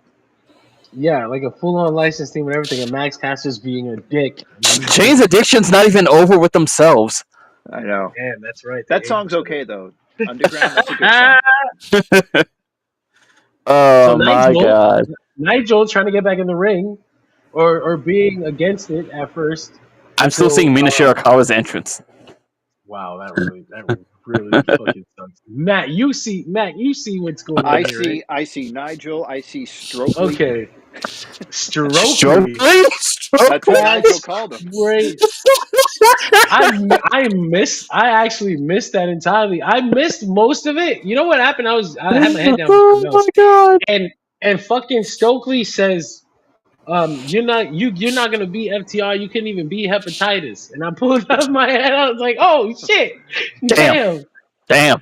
And Yeah, and then then Nigel, he goes, okay, calm down, Strokely.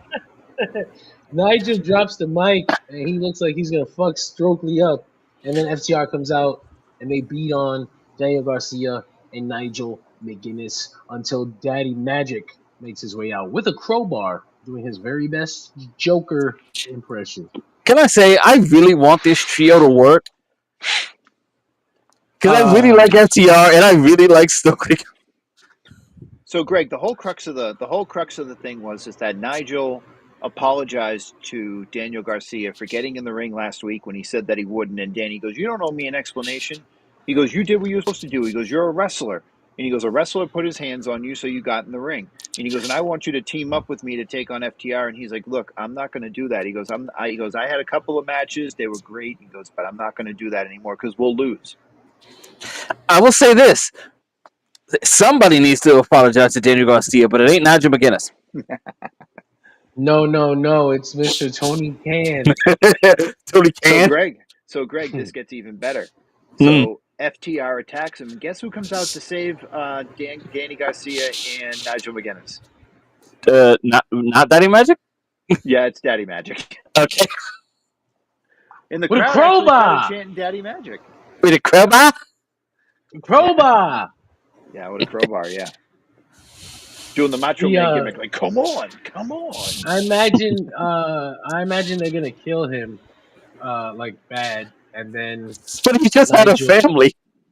They already killed him when they bloodied him in that match. They beat the shit Yeah, out I know, of but but I don't know where he fits here. So like, I think he has to get killed, like, and then Nigel gets back into the ring and he'll tag team with that. See, because we're talking about Daddy Magic, John's other like New York is coming out. I just heard it. So I think they're going to announce. I think they're going to announce Nigel and Danny Garcia versus FTR, and this is where Cope returns. I think. Right. He's got to come back at some point. They did. Is he filming? His neck. Yeah, he's filming that. Fuck me, Percy Jackson. Percy Jackson? Yeah. Yes. Yeah. Because I heard they just announced season 2, didn't they? Yeah. So, no, he's not fucking filming. He's just old. So, Greg, you'll like this. Right after that, they went to commentary and did a tribute to Sabu and Taz. I did see that clip. Right. Yeah, I did see that clip. Yeah. Taz got super choked up. Yeah. Interesting that it was. I thought it was interesting that like both of them. I understand why Impact would, but like not Impact. Sorry, Dynamite would. But everyone seemed to be doing these picture tributes. When I know you all have clips. I know you all have footage of to some degree. You know what's funny though? He bumped Mongo McMichael off the show because they said a couple weeks ago that they said a couple weeks ago when they come to fucking Chicago, they were gonna do a Steve Mongo McMichael tribute because they were in Chicago. But wait, where is Collision this week? It's in Chicago. They're taping it also, for the show. They're taping it there. Aren't they doing a whole Chicago residency? Yeah, but that's in the summer. I don't. Oh, okay. They're not doing that now. Okay. I don't think it was announced for Dynamite. I think it was always on Collision. Was it? I'm gonna look right now. Hold on. I'm gonna look. Wait a second. I want to see. Yeah, no, it's 6 days ago. It was posted on Instagram by AEW. It said AEW Collision Beach Break, Saturday, March 17th, a special look at the career and life of Mongo Okay, McMichael. okay, Okay, that's cool then. I that was makes like, sense. damn, they only got room for one. It's fucking Only one crazy. Saturday. We Yeah. ain't trying to overwhelm them. It was crazy. Like, seeing Taz cry, it's like a big. It was like, damn, this is wild. And then there was It like a was. nice moment there where the whole crowd just kind of gives their little Yeah. tribute to Sabu together. I was like, damn, that was cool. Yeah. We will do our own little tribute to Sabu here in Sabu will be wrestling news. discussed. Can I just say Just a that little bit. I love Ian Riccaboni on commentary. Not more than Tony, but Always. Ian's great. I always Ian love Ian. Ian doesn't get enough like respect for just being a really good straight man. Those Yeah. days where like Jim Ross or Tony are out and Ian Riccaboni steps in and he's so the best compliment you can give is Ian Riccaboni is so unnoticeable that that's just how clean his work is. Yeah. Yeah. And he was also the one that went like, hey, I think Kevin Kelly might be QAnon. So can we look at him, please? Can we check this Oh guy out? He's yes, got some weird social media activity. yeah. Also, I I I don't care about his political choices or what movies he likes, but Yeah. Kevin Kelly got some heat with me for suggesting that New Japan also needs to sell, and I was like, "Motherfucker, don't you come for me." They need to sell to WWE. Trust they me. they need the help. I was like, "No, don't." Taz on commentary like, I'm really sad I'm not going to get to drop you on your head again, brother. But The what you WWE say? really wanted to buy All Japan. Like, I'm bugging out. Like, can you That one imagine? I doesn't was like, surprise me. wow. No. This is not the first time. That's why. Yeah, Yeah. because then they sent Johnny Ace to like smooth some shit over a few years back. Yeah, yeah. And They just sent before, Charlie Dempsey to have a triple crown match with Nakajima. Yes, no, they did. just before, but long, like not long time But ago, but just yeah, many. before Baba died, they were setting Yeah. up like to work together closely. Oh, And there okay. was a couple times before that too, like in Just 98, for who died? 97. Baba in like Oh no, 2000. they sent him after too. Oh shit, that's true. No, you're right. You're absolutely right. Because there's always rumors that WWE wants to buy All Japan Yeah, Pro Wrestling. yeah. Every They definitely sent Johnny Ace over there a few times to be like, "Hey guys, how's your no, but books looking?" just before Baba died, they were talks, and then Yeah, even before that, there were talks once before that fell through. Like and that's like how they they've got worked together before, so there's always this weird history between like WWE and All Japan. I was gonna say, fun Um, fact: Vader's first All Japan appearance, he was a WWF contracted wrestler. hey, Yeah, They John. sent him over there for a favor. yeah. Hey, John. This is just a rumor, but I'm seeing a lot of people saying that Speedball Mike Bailey and Okada is going to be added to Double or Nothing for the Continental title. I mean, I thought you were I gonna guess that say. could be I thought you were fun. gonna say somebody died. I was like, Jesus No, sorry. Christ! No, It's like scaring the shit out of me. we don't need that again. No, sorry. No, but That's that Sabu makes died. sense because Speedball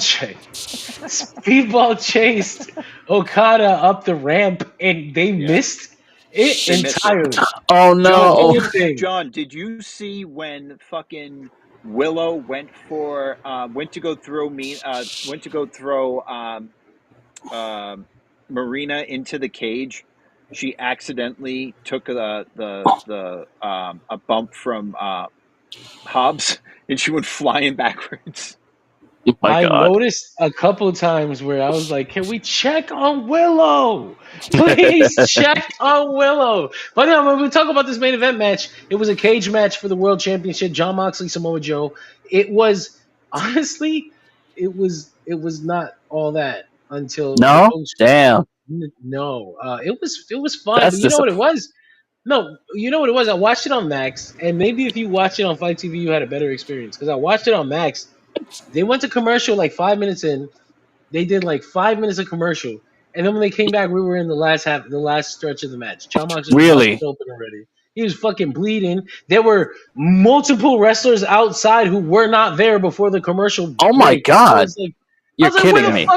where the fuck did Yeah, all they these came health back and the bars come Death from? Riders were all surrounding the ring, and then the final stretch, the Ops came out and started chasing them off. And But Like, they were already out there. did they grow all the Death Riders during the commercial break, like out of the ground? The Death Riders, the Ops, the ring was surrounded with wrestlers who weren't there before the commercial. Moxley's yeah, bleeding. I Were was they like, like this match is finishing. This John? Were they match like is Cybermen?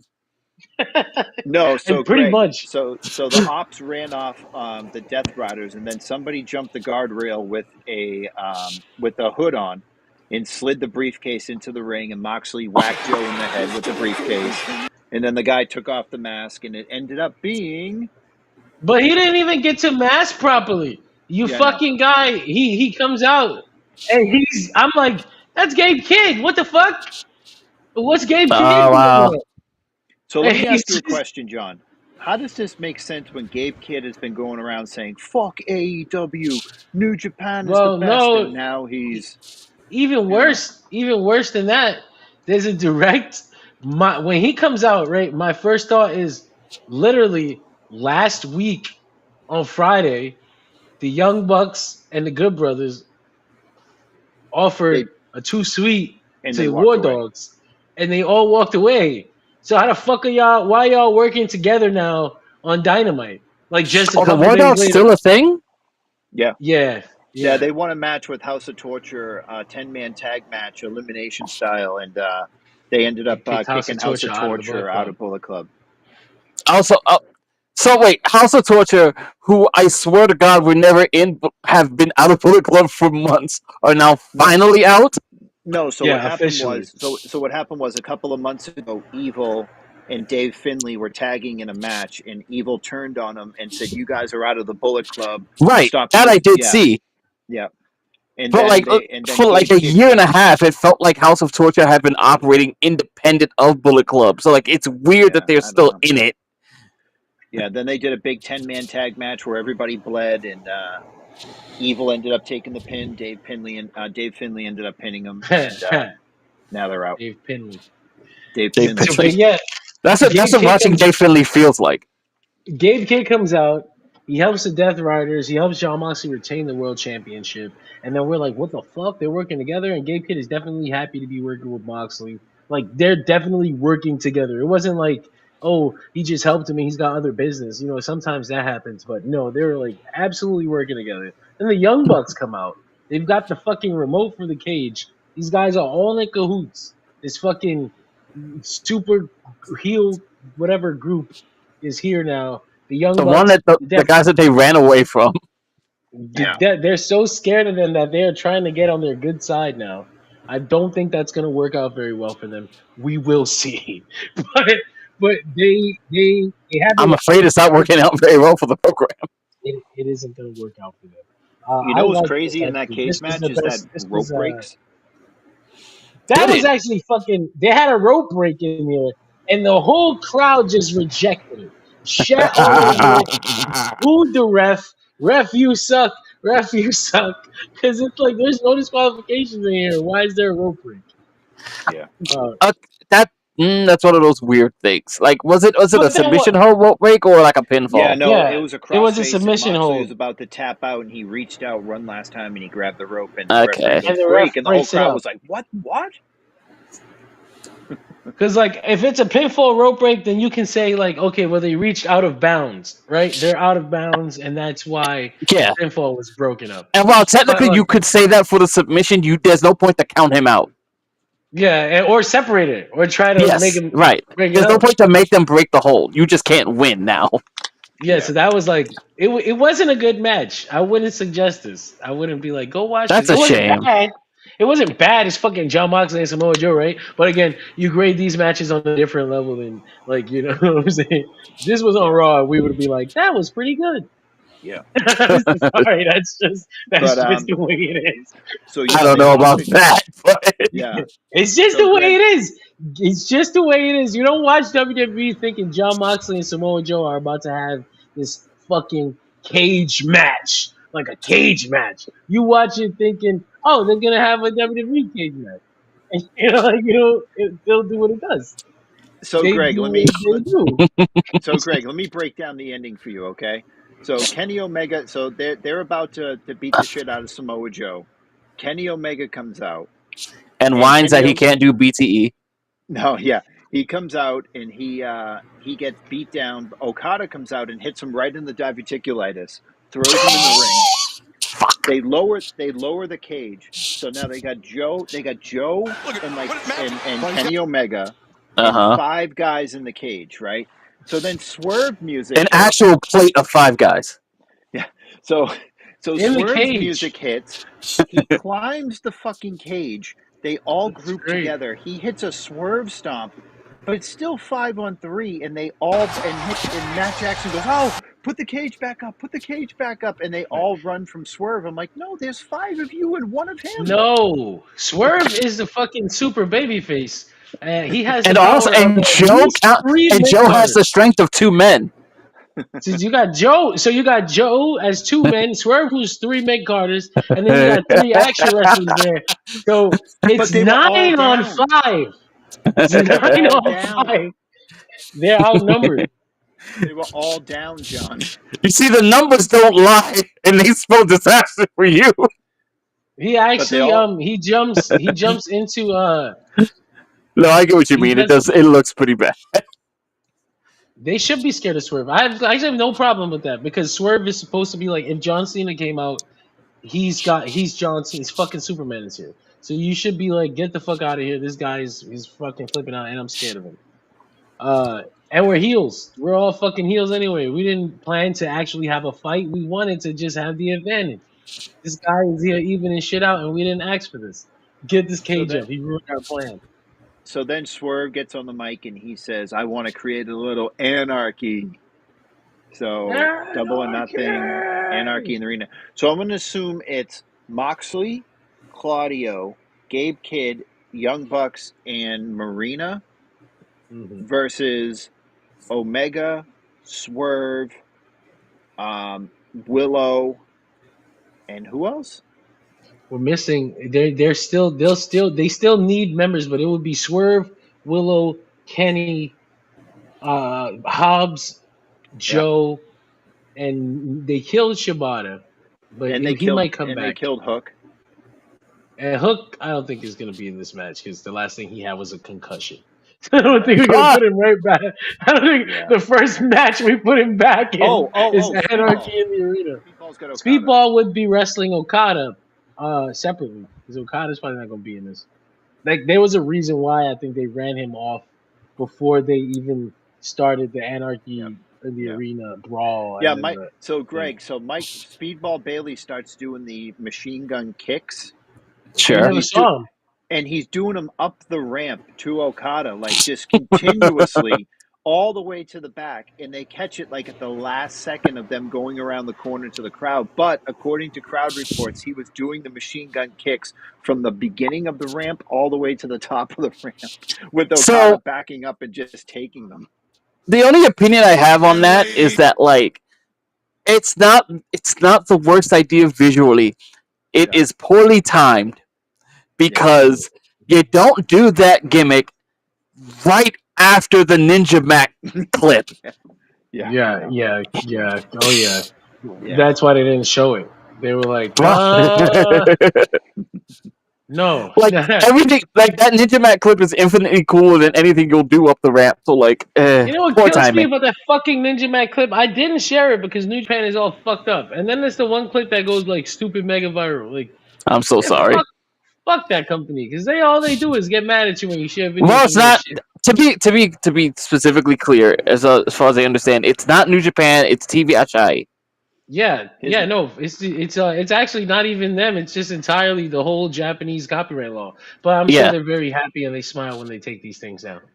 His name is me on Halloween. So yeah, I mean the show ends with Swerve calling out the Death Riders, Gabe Kidd, and the Young Bucks for Anarchy in the Arena at Double or Nothing next Saturday. Some people are like trying to say maybe Eddie Kingston will come back. I just don't hope know they if he's explain the ready. I Gabe thought Kidd thing. I guess. Yeah. I need that explanation fast because I'm like, what is he even doing here? Don't you hate this place? Yeah. Are we doing some Forbidden Door stuff already? And the last Didn't time he was here, he bowed up to Mark Briscoe, and then nothing ever happened with that. So like I if I'm understanding this correctly, like I might understand if he came back strictly to beat Kenny Omega's ass, but didn't Kenny come out after? yes, Yeah. Yeah, He so helped that John doesn't make Moxley. He didn't have sense. anything to do. Yeah, Yep. yeah. yeah, I don't even think he hit. I don't even think he hit Kenny. I don't even think he touched Kenny here. no, I didn't even notice he was there. yeah. But yeah, man, that was Dynamite. It was a fun episode. I really liked the end more than anything. I like chaos. I like when it leads to something. All that anarchy because I'm it's going to see if chaotic. anything happened on Collision that we can talk about after the show. Okay. I'm just going to Spoilers. look really quick. I'm not going to Um, spoil anything. Don't worry about no. it. I will say there's something amusing given all the ECW talk that like we're announcing Anarchy in the arena at Chicago, the perennial home of the Anarchy Rules pay-per-view. Okay, so a non-spoiler for matches. We have ROH champion Bandito and Tomohiro Ishii, Brody King versus Rocky Romero, Lance Archer, and Trent Beretta. We have Speedball Mike Bailey versus Blake Christian. We have Big Bill and Brian Keith in a Chicago street fight versus the Gates of Agony. And we have the ROH Tag Team Champions Dustin Rhodes and Sammy Guevara versus the Crew for a shot at the Hurt Syndicate. And this says the main event is Powerhouse Hobbs versus Wheeler Yuta. Okay. John, how when are we gonna get Khan over? I don't think that's gonna happen. Ah! I like them. I don't know if it's Oh, happening. hey, so Tony Storm cut a promo after Dynamite where she's on a set of stairs walking down with Luther, and she goes, "It was so great to see my little busty H cupped buttercup, Mina Shirakawa back." She goes, "Oh, I missed you," and she goes, "But Mina," she goes, "if you wanted a shot at my title, all you had to do was call, honey. You didn't have to pin me and humiliate me." And she goes, "But nevertheless," she goes, "I'm off." And then she runs up the stairs, and Luther's like, "Fuck." We missed the opportunity. That's funny as hell because if she just had the call, that would have been significantly easier than winning a fatal 4-way match. But yeah, that shit. That's AEW Dynamite, and now we might as well get right into the other big thing this week. Biggest thing. Oh, La Catalina on the ROH tapings this week. That's right. You didn't mention that. I think Trish who was Adora the versus Trish Adora. Trish Adora. Not Mm. bad. I forgot Trish Adora works here. Honestly, but She's in Shane Taylor Promotions. Well, that's why you forgot. STP. That's fucked up. In the Yeah, the man. other match on ROH is Atlantis Jr. and Neon and Fuego versus Herenico, Wait, Volador Jr. he's and still Fuego? I'm assuming that's somebody else. Yeah. No, I think that GCW shit ain't canon. Really? It says Atlantis Jr., Neon, and Fuego versus Herenico, Volador Jr., and No, Barbarino Cannavaro. Cannavaro, yeah. no, that's probably a Cannavaro. different guy though. You're right. It's probably a CMLL guy. But Yeah. shit, we can talk about Sabu now. Sabu passed away, died at the age of 60. Just a couple weeks after his retirement match with Joey Janela. We got this picture here that I've never seen before. I was just scrolling, Oh my God. and I saw this picture of Misawa and a very young Sabu who's already scarred the fuck up. Yeah. One guy who actually died in the ring, and people who think that Sabu died in the ring. Well, we'll talk about Jesus. that. This is wild. The Iron Sheik Oh, bro! Hey, account look who's in the tweeting, "Rest comments, in peace, Sabu. John. You're also dead." Anyway, Shit, that's cool. Who's in the comments with us? I can't see. You're still in the picture. We got a celebrity in the comments there, John. Thank you for joining jeez. us. Thank you for joining us, Brett. You're always But better yeah, than man. Sean. I never understood the tables. What was that all about? At age 60, I can't even begin to describe the fucking legacy of shit. Like, you've heard enough, I think, about all the great things Sabu has done. We can never fucking encapsulate that in 2 hours, let alone less than 2 hours, which is what we have to talk about this. Hey, John, did you see there's some dispute with his age as well? That I could totally believe. That doesn't surprise me. Yeah, one of I guess one of his doctors that he would routinely go to see said that he was 61 going on 62. Nice. That's incredible. Yeah, one of his doctors on Twitter was like, he was like, Terry Brunk was one of my patients for years, and he's like, I have his medical records. He was actually born on this date. And he's I feel like that's not something you get to say publicly. No, I don't think he's a doctor anymore, though. That's still like, don't you still have to follow the HIPAA? Fucking hippo. Yeah. Yes, follow the hippo, John. I'm gonna look for that comment. Hold on. Oh man. I think. Oh, okay, so here we go. It says that official court documents say that Terry Brunk, aka Sabu, former professional wrestler, was 61, according to court documents, though some organizations, including WWE, have listed him as 60. His official age is 61. So 61, one final work. I love wrestlers that do that. This happens so much, honestly. His Wikipedia has been updated to Terry Brunk, born Staten Island, New York, 1963 or 64. It says on Wikipedia. Way to play the middle, Wiki. Yeah. Sabu. Let me see if it's official. Yeah, it says born 1963 or 64. Citation needed. Good work. I wanted to say that obviously Sabu has had a great career. My experience with Sabu was a little bit later because I watched ECW like after it ended. Like I saw the damn rise and fall of ECW. Encyclopedically, as we would say. Pretty much. It was like my first real ECW experience was the rise and fall of ECW documentary. Yeah. And then I was like, oh, that was your first? Okay.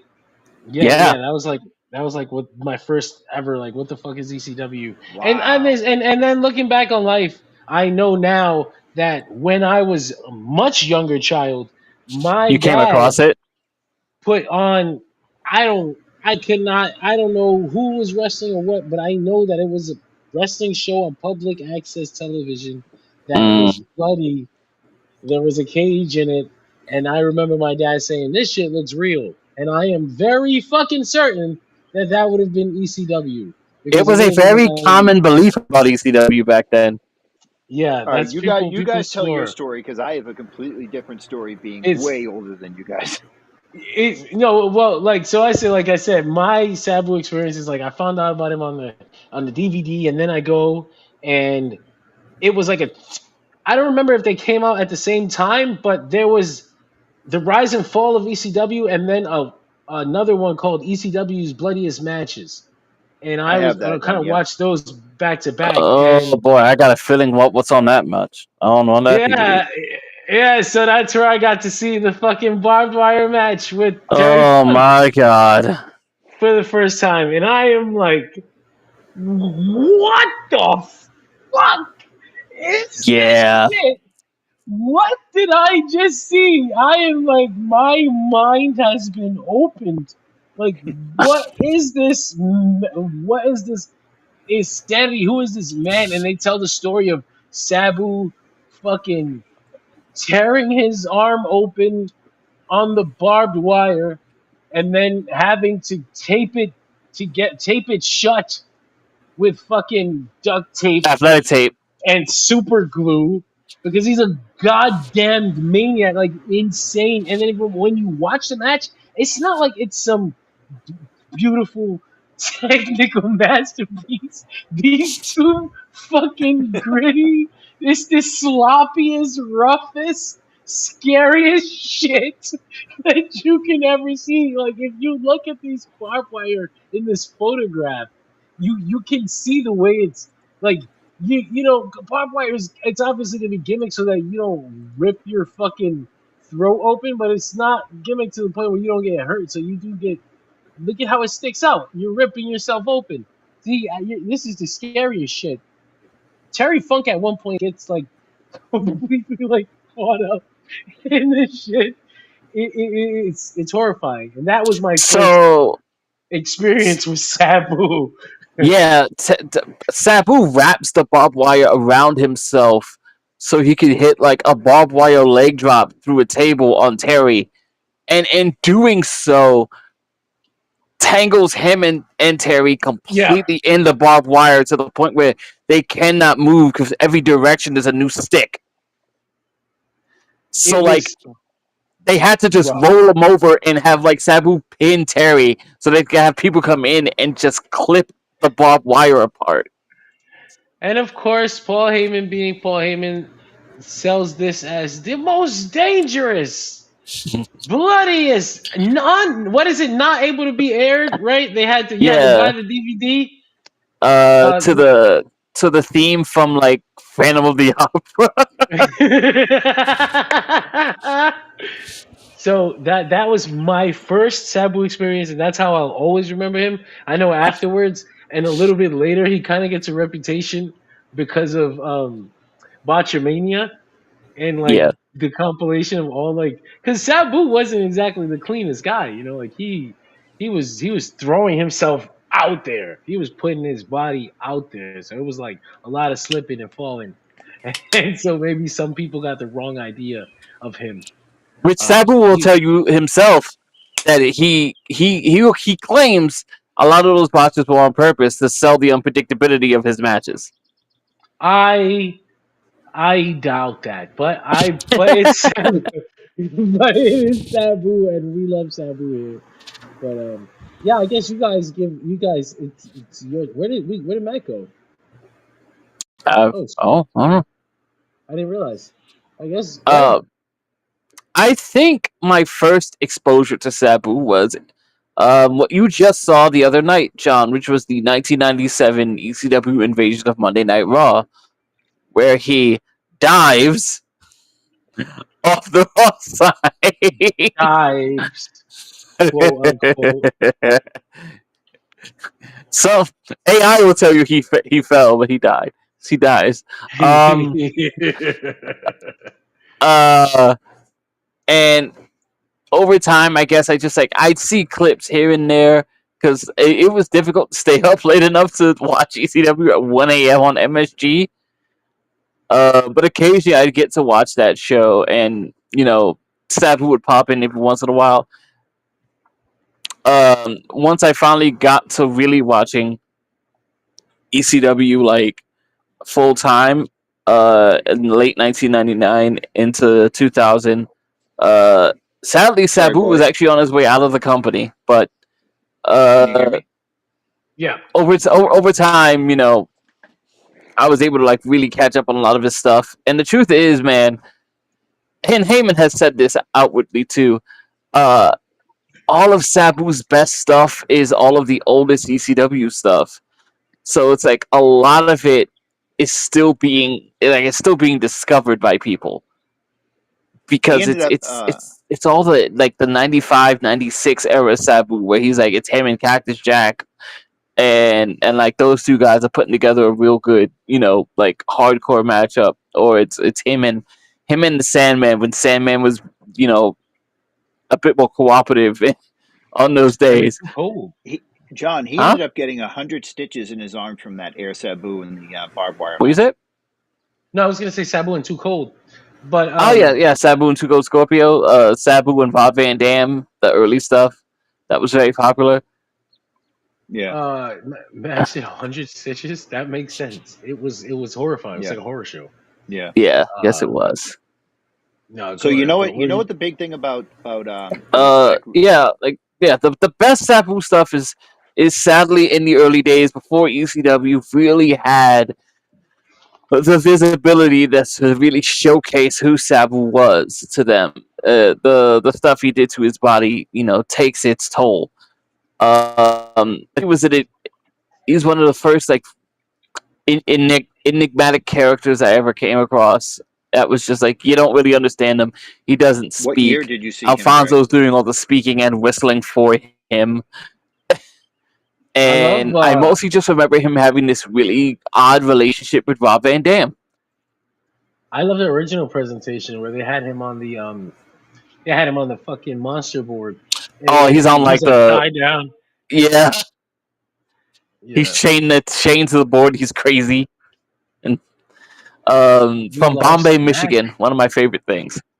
We got. It looks Mac, like you okay there? I keep getting booted. I don't know why. You're good with me, brother. Don't worry. I'm not the one kicking you. Can you hear me? Yeah, we hear Mac's you. doing his best Mac's doing his best to do the surprise lights out Sabu appearance. Hey, Greg, what year did you see Sabu? The first year?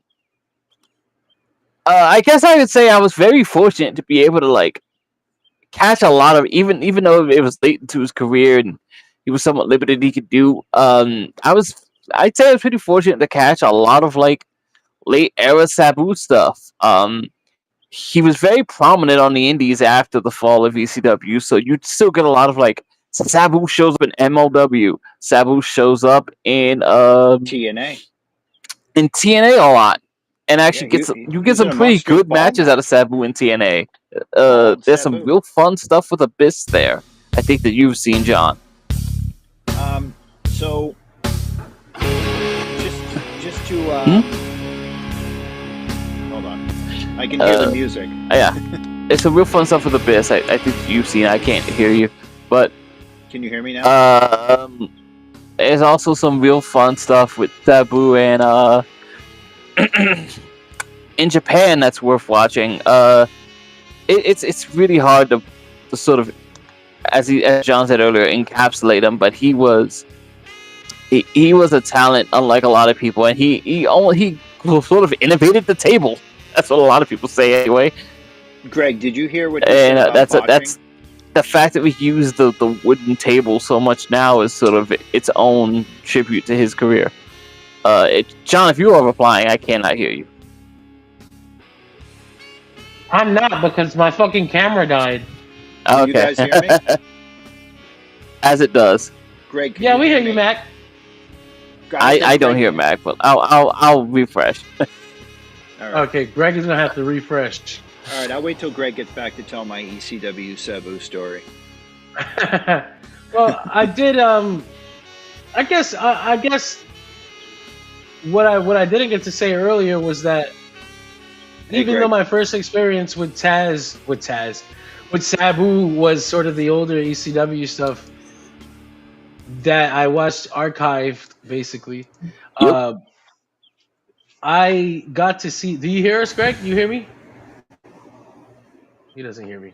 No. Greg, do you hear me? No. Why is John Andre Chase? I don't know. Refresh your screen, That's Greg. hilarious. Refresh, Greg. Refresh. Anyway, his WWE run where he got to face John Cena at Vengeance 2006 was probably where I finally got to see him live. Oh my god! Also that match with Rey Mysterio at One Night Stand where they fucking ended with what was it? It was no the contest spot over the top because rope, the DDT.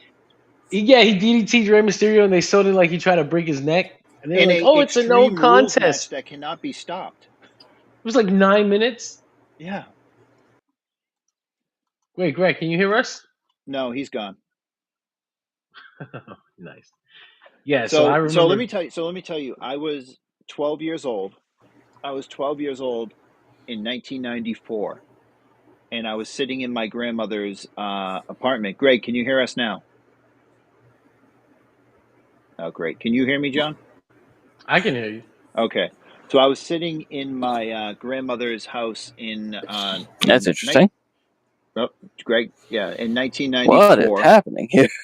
Oh and dear, Telemundo was on, we're in a and rough I spot. was and Telemundo at 1 a.m. when I couldn't sleep one morning had switched over to Eastern Championship Wrestling, and Oh I Why saw shit! can't I and hear I myself? and I didn't know what was going on. Like a friend of mine had said, "Hey, just watch Telemundo at 1 a.m." I remember in school, and then I did, and at 1 a.m. on Friday night, it changed over to Eastern Championship Wrestling, and there was Todd Gordon talking about Sabu, and he came out in the Hannibal Lecter on the wheeling him out and taking the mask off of his mouth and running in the ring and just killing people, and that was my introduction to Sabu, and that was the first wrestler I had ever seen in ECW.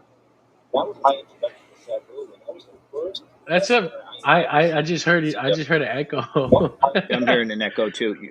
I think we should That's all probably refresh. Greg. You want me to refresh? You could probably, but that's not going to change that Greg can't hear us. Yeah, I don't know what's up with Greg. Uh, God, we ruined this whole I'm Sabu hearing so tribute. many No. echoes right now.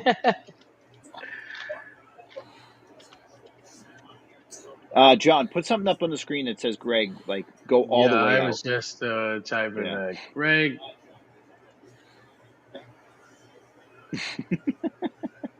Is he on a delay? Jesus, he's probably never going to see this. No, probably not. I wrote a message to Greg telling him to refresh, Oh, but he's not going to see it. He turned sideways. He showed us the side boob. no, Now he there he saw it. goes. Okay. He did it. I love your Hogan Ren and Stimpy close up. That's great. But yeah, no, Sabu was the first ECW wrestler I had ever seen. So I love Sabu. I thought he was great. He even said, he goes, when I was botching in the ring, he goes, that was, kind of by design because I never knew if I was going to hit it. That's what Greg was saying earlier. He was saying that it's Sabu. Sabu says that he was doing it on purpose so that they could make things more unpredictable. Yeah. Yep, Greg, can you hear us? I can. All right. Oh, good. He's back. Gosh, I put you in you're a different carrying us. browser. No, okay, good. You put me in a different But browser without my but Greg, I permission, was without telling my John that consent. Get over it. 1994, Greg. I remember being 12 years old and I was in school and a kid told me, he said, "Hey, wrestling's on at 1 a.m. on Telemundo." And I said, "What? Telemundo? I don't want to watch. I don't want to watch Spanish wrestling." I remember saying that. And he said, "No, dude, it's this thing called Eastern Championship Wrestling, but they do like hardcore matches and stuff. It's like the guys who aren't good enough to make it to WWF." Oh And I was jeez. like, "Oh, okay." Greg, Was it let me actually in Spanish? no, it was Okay. Telemundo, and then at 1 a.m. on Friday night, it switched over to Eastern Championship Wrestling. And Greg, the first wrestler I ever saw was when they wheeled out Sabu like Hannibal Lecter, Mm, and he yes, got in the ring and he John's favorite killed. presentation. Yeah, and he got out and he killed some wrestler, Tony Shane or something like that. Just killed him Okay. in like 2 minutes, and then they had to grab him and put him back in the straitjacket and put him back on the little wheelie thing and take him right to the back. And I was like, "Holy shit!" And then the second wrestler I ever saw in a ring was when they were doing the NWA title tournament right before Shane Douglas threw down the Do it. title. It Mhm. it was Doink versus 911, and the crowd was chanting, "Kill the clown, kill the clown." That sounds about right. Yeah, it was a good time. I'm gonna miss Sabu. I mean, all the controversy surrounding him with the GCW. Oh, GCW killed him. It's just stupid. He was on a podcast called The Legion of Skanks last week, and he was laughing and joking and drinking beers and talking about the Yeah. past. So, I mean, just the whole GC. Listen, you can blame GCW for a lot of fucking things, but this isn't one of them. No, I listen. I reject the idea that GCW killed him. If you wanna argue that they were responsible for giving him something so that he could perform in the condition he was, sure, maybe. Well, You will just have to hold on. extend that lack of Let responsibility to a me. lot of people if you want to make that Well, call. But he had taken there's a that lot. shit all the time, Greg. Well, hold on one second. I just gotta. There's a context that nobody knows. We gotta kind of get to that. But you know, Well, no, that you guys know and that we know, but that we should not assume that everybody knows sure. what we're talking about when it comes to GCW potentially killing Sabu as we tributize him. That's That's fair. He brought it up. I was just going with it. Yeah. more Um, context. But I mean, I was gonna get to it, but I mean, I guess we might as well talk about it now since you guys brought it up. He, Joey Janela did an interview with Yahoo Sports after the match that they had during WrestleMania weekend, which was mhm. Sabu's retirement match against Joey Janela. They were filming a documentary called "Kill Your Idols." They're going to change the name now, obviously, I'd hope so. but this interview was meant to be part of that. But then Sabu died, so the context of the interview changes, but the content of the interview never changed. Of course. So Joey Janela tells this story, and I'm going to paraphrase it, of course, but the story is that Sabu is at the end of his career, and he is not in the best shape, and they were scared that he wasn't going to make it. Hmm. They even thought that morning when Sabu didn't get to the arena, they thought he's going to no-show again. God damn it, Sabu's going to no-show the way he's done in the past. Sure. But he was trying to build this story like, oh man, we all think he's shit. But by duct tape and with whatever this drug is called in his system, he came and he had this damn match because he's Sabu. And that's what they wanted to present it as. But since he died 2 weeks later, now it comes across as we taped up and drugged this old man and sent him out to the ring to die. Yeah. So like it was just like really bad. And then Joey Janela comes out and he tries to he Clean his tries name up a little. to defend it like, man, we didn't drug him or anything. And it's like, well, I mean, you should probably just try to understand why people think the way they're thinking and then just shut up. But people don't always do that. So Sure. at one point during this Sabu's final match, things kind of go a little crazy, and Sabu he falls and he hits his head, and he's essentially unconscious. But being a wrestler, they continue, and you know he finishes his match, and Sabu gets the final moment he wants, and Yeah. you know then he fucking dies 2 weeks later. So it's like people immediately start saying, well, did GCW kill Sabu? Of course. It's like, no. Such an Like, I don't. irresponsible thing to say, honestly. Pretty crazy. It's pretty crazy conclusion to jump to immediately with no, like, real proof or anything other than the coincidence Yeah. of time. I would argue having another wrestling match did not help in general, and falling and hitting his head probably didn't help things either. No. But I don't want to say that they drugged him and sent him out there to die, because this is a drug that wrestlers. It's an opiate. It's not even a drug that a lot of wrestlers use to kind of numb themselves up when they're in pain and to go out there and do the job, because that's the nature of professional wrestling. Yeah. But, Which was the point I was trying to make earlier. Like if you wanna blame this substance they took, like you're gonna have to blame a lot of people you're not thinking about. This is the nature of the industry. Yep. Listen, Greg, there were wrestlers that came out after this story came out and said, listen, I've worked with Sabu. Sabu never did anything that he didn't want to do. So nobody forced him to take that kratom drink or whatever the name of it was. Nobody forced him to go out there. He did it under his own validity because he wanted to. And I think it was, I want to say it was maybe I don't think it was Stevie Richards, but it was one of the old ECW guys. Was like, yeah, there were times where he was in no shape to compete, and Paul Lee was like, "You're not going out there." He's like, "Well, yeah, fuck you, I'm going out there," and just went through the curtain. He's like, "So if Sabu took this drink, it's because he wanted to, and he wanted to perform.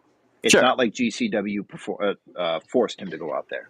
No, and yeah, like I don't think the situation is that. I think if you want to argue that there is some like responsibility or irresponsibility to even booking him in that match, Yeah, maybe, but that's its own thing. but to say That's that just wrestling. to say that GCW essentially killed Sabu is very Yeah, irresponsible. incredibly. Yeah, Yeah. but there are people out there, I saw somebody the other day, and I'm not going to give them any shine because they're a stupid fucking idiot that said like, "Oh, I never thought I'd see the day where GCW was worse than WWE and with their controversies." And I was just like, "You stupid fucking bitch!" I'm like, I think as long as GCW doesn't have a ring boy scandal or a over the edge situation, Mm. they will or be sex okay. trafficking scandal. Or well, there's also that. That's a huge one. I don't know. Brett doesn't look like the kind of guy, but you never No, know. You yeah. never know. But You hey, can I ask you guys one thing before we move on to our next subject? All-time favorite Sabu match? oh yeah, Greg, you go first because you got the. Yeah, Greg. Um, that's really tough. I think off the top of my head, I think I would usually say um the Taz match at Barely Legal. The one where they finally fought. Yeah. Yeah, I'm gonna go with the WrestlePalooza match, the one after that. I thought it was a better match, even though Sabu got his neck broken. But I thought it was a better match. But Let's see, brother. let me just say one thing too, like it's and this is gonna go completely off the rails, but I'll get back. I'll circle back. I promise. Um, when Sabu went, like I never thought in a million years when I first saw Sabu when I was 12 years old that he would ever be anywhere in like a professional wrestling company like WWE, like Yeah. when he wrestled John Cena, like it's a testament to John Cena because he didn't go, "Hey, you're wrestling my match." John Cena was like, "No, I'm going to wrestle Sabu's match. I'm going to take the fucking Arabian face buster. I'm going to take the double jump leg drop through the table." Like that was a Yeah. testament to how great Cena was, and to see Sabu in that position and to get a match with the top guy in the company, even if he wasn't champion, I don't give a shit. The top guy I in don't the care if industry. Edge had, yeah, I don't care if Edge had the belt or if Triple H had the belt. John Cena was the number one guy, and for Sabu to have that one match with him really showed that Vince trusted him, for lack of a better term, and that was his flowers to me. He got his flowers in that match, even though Cena wins, LOL. But Yeah. that was one of the things that really made me happy as a fan back in like '06, going like, wow, look at Sabu now, look how far he's come. So Yeah. yeah, but WrestlePalooza was my favorite match of Sabu's. So yeah, sorry, I go say ahead, John. I'm gonna go a little left field here. This is not a singles match. Doesn't surprise me This at all. is this Oh, is I know the exactly what he's gonna say. this is the goddamn Monsters Ball. Oh yeah, Abyss Okay. versus Okay. Jeff Hardy versus Rhino versus Sabu. Okay. You kind of surprised me on that one. Fair enough. You gotta think about it like this. Like you're a fucking teenager and you hear about bald. this Abyss, Jeff Hardy, Sabu, and Rhino. This like four fucking absolute insane maniacs, or three insane maniacs, and Rhino, who's just scary and big and willing to die with the rest And of we'll them. power drive your wife. And it ends up being exactly what you imagine it would be when you hear those four names. And it stays with you. I love that fucking match. Yeah. Go out of your way to watch it, actually. Go watch Jeff Hardy do his fucking maniac bullshit off the top of the TNA set. And it'll stay with you as a 15-year-old or however goddamn old I was. I love that shit. Yeah, Rhino will power drive your wife, then go, "Happy Mother's Day, you fucking bitch." Yep. Yeah. Okay, you surprised me a little bit, but that's a good one. That's a good one. For a second there, I thought you were gonna go with the Hayabusa Jinsei Shinsaki. Oh shit! Well, you know what? That's not a Ah, favorite, but and it's a now damn he's good match. rethinking his position. No, Greg, It's a damn good match. that is a terribly put together match. It's just It falls there's apart midway, spots. but they get it back. Yeah, it's a spot fest, and I love it, but it's not a good match.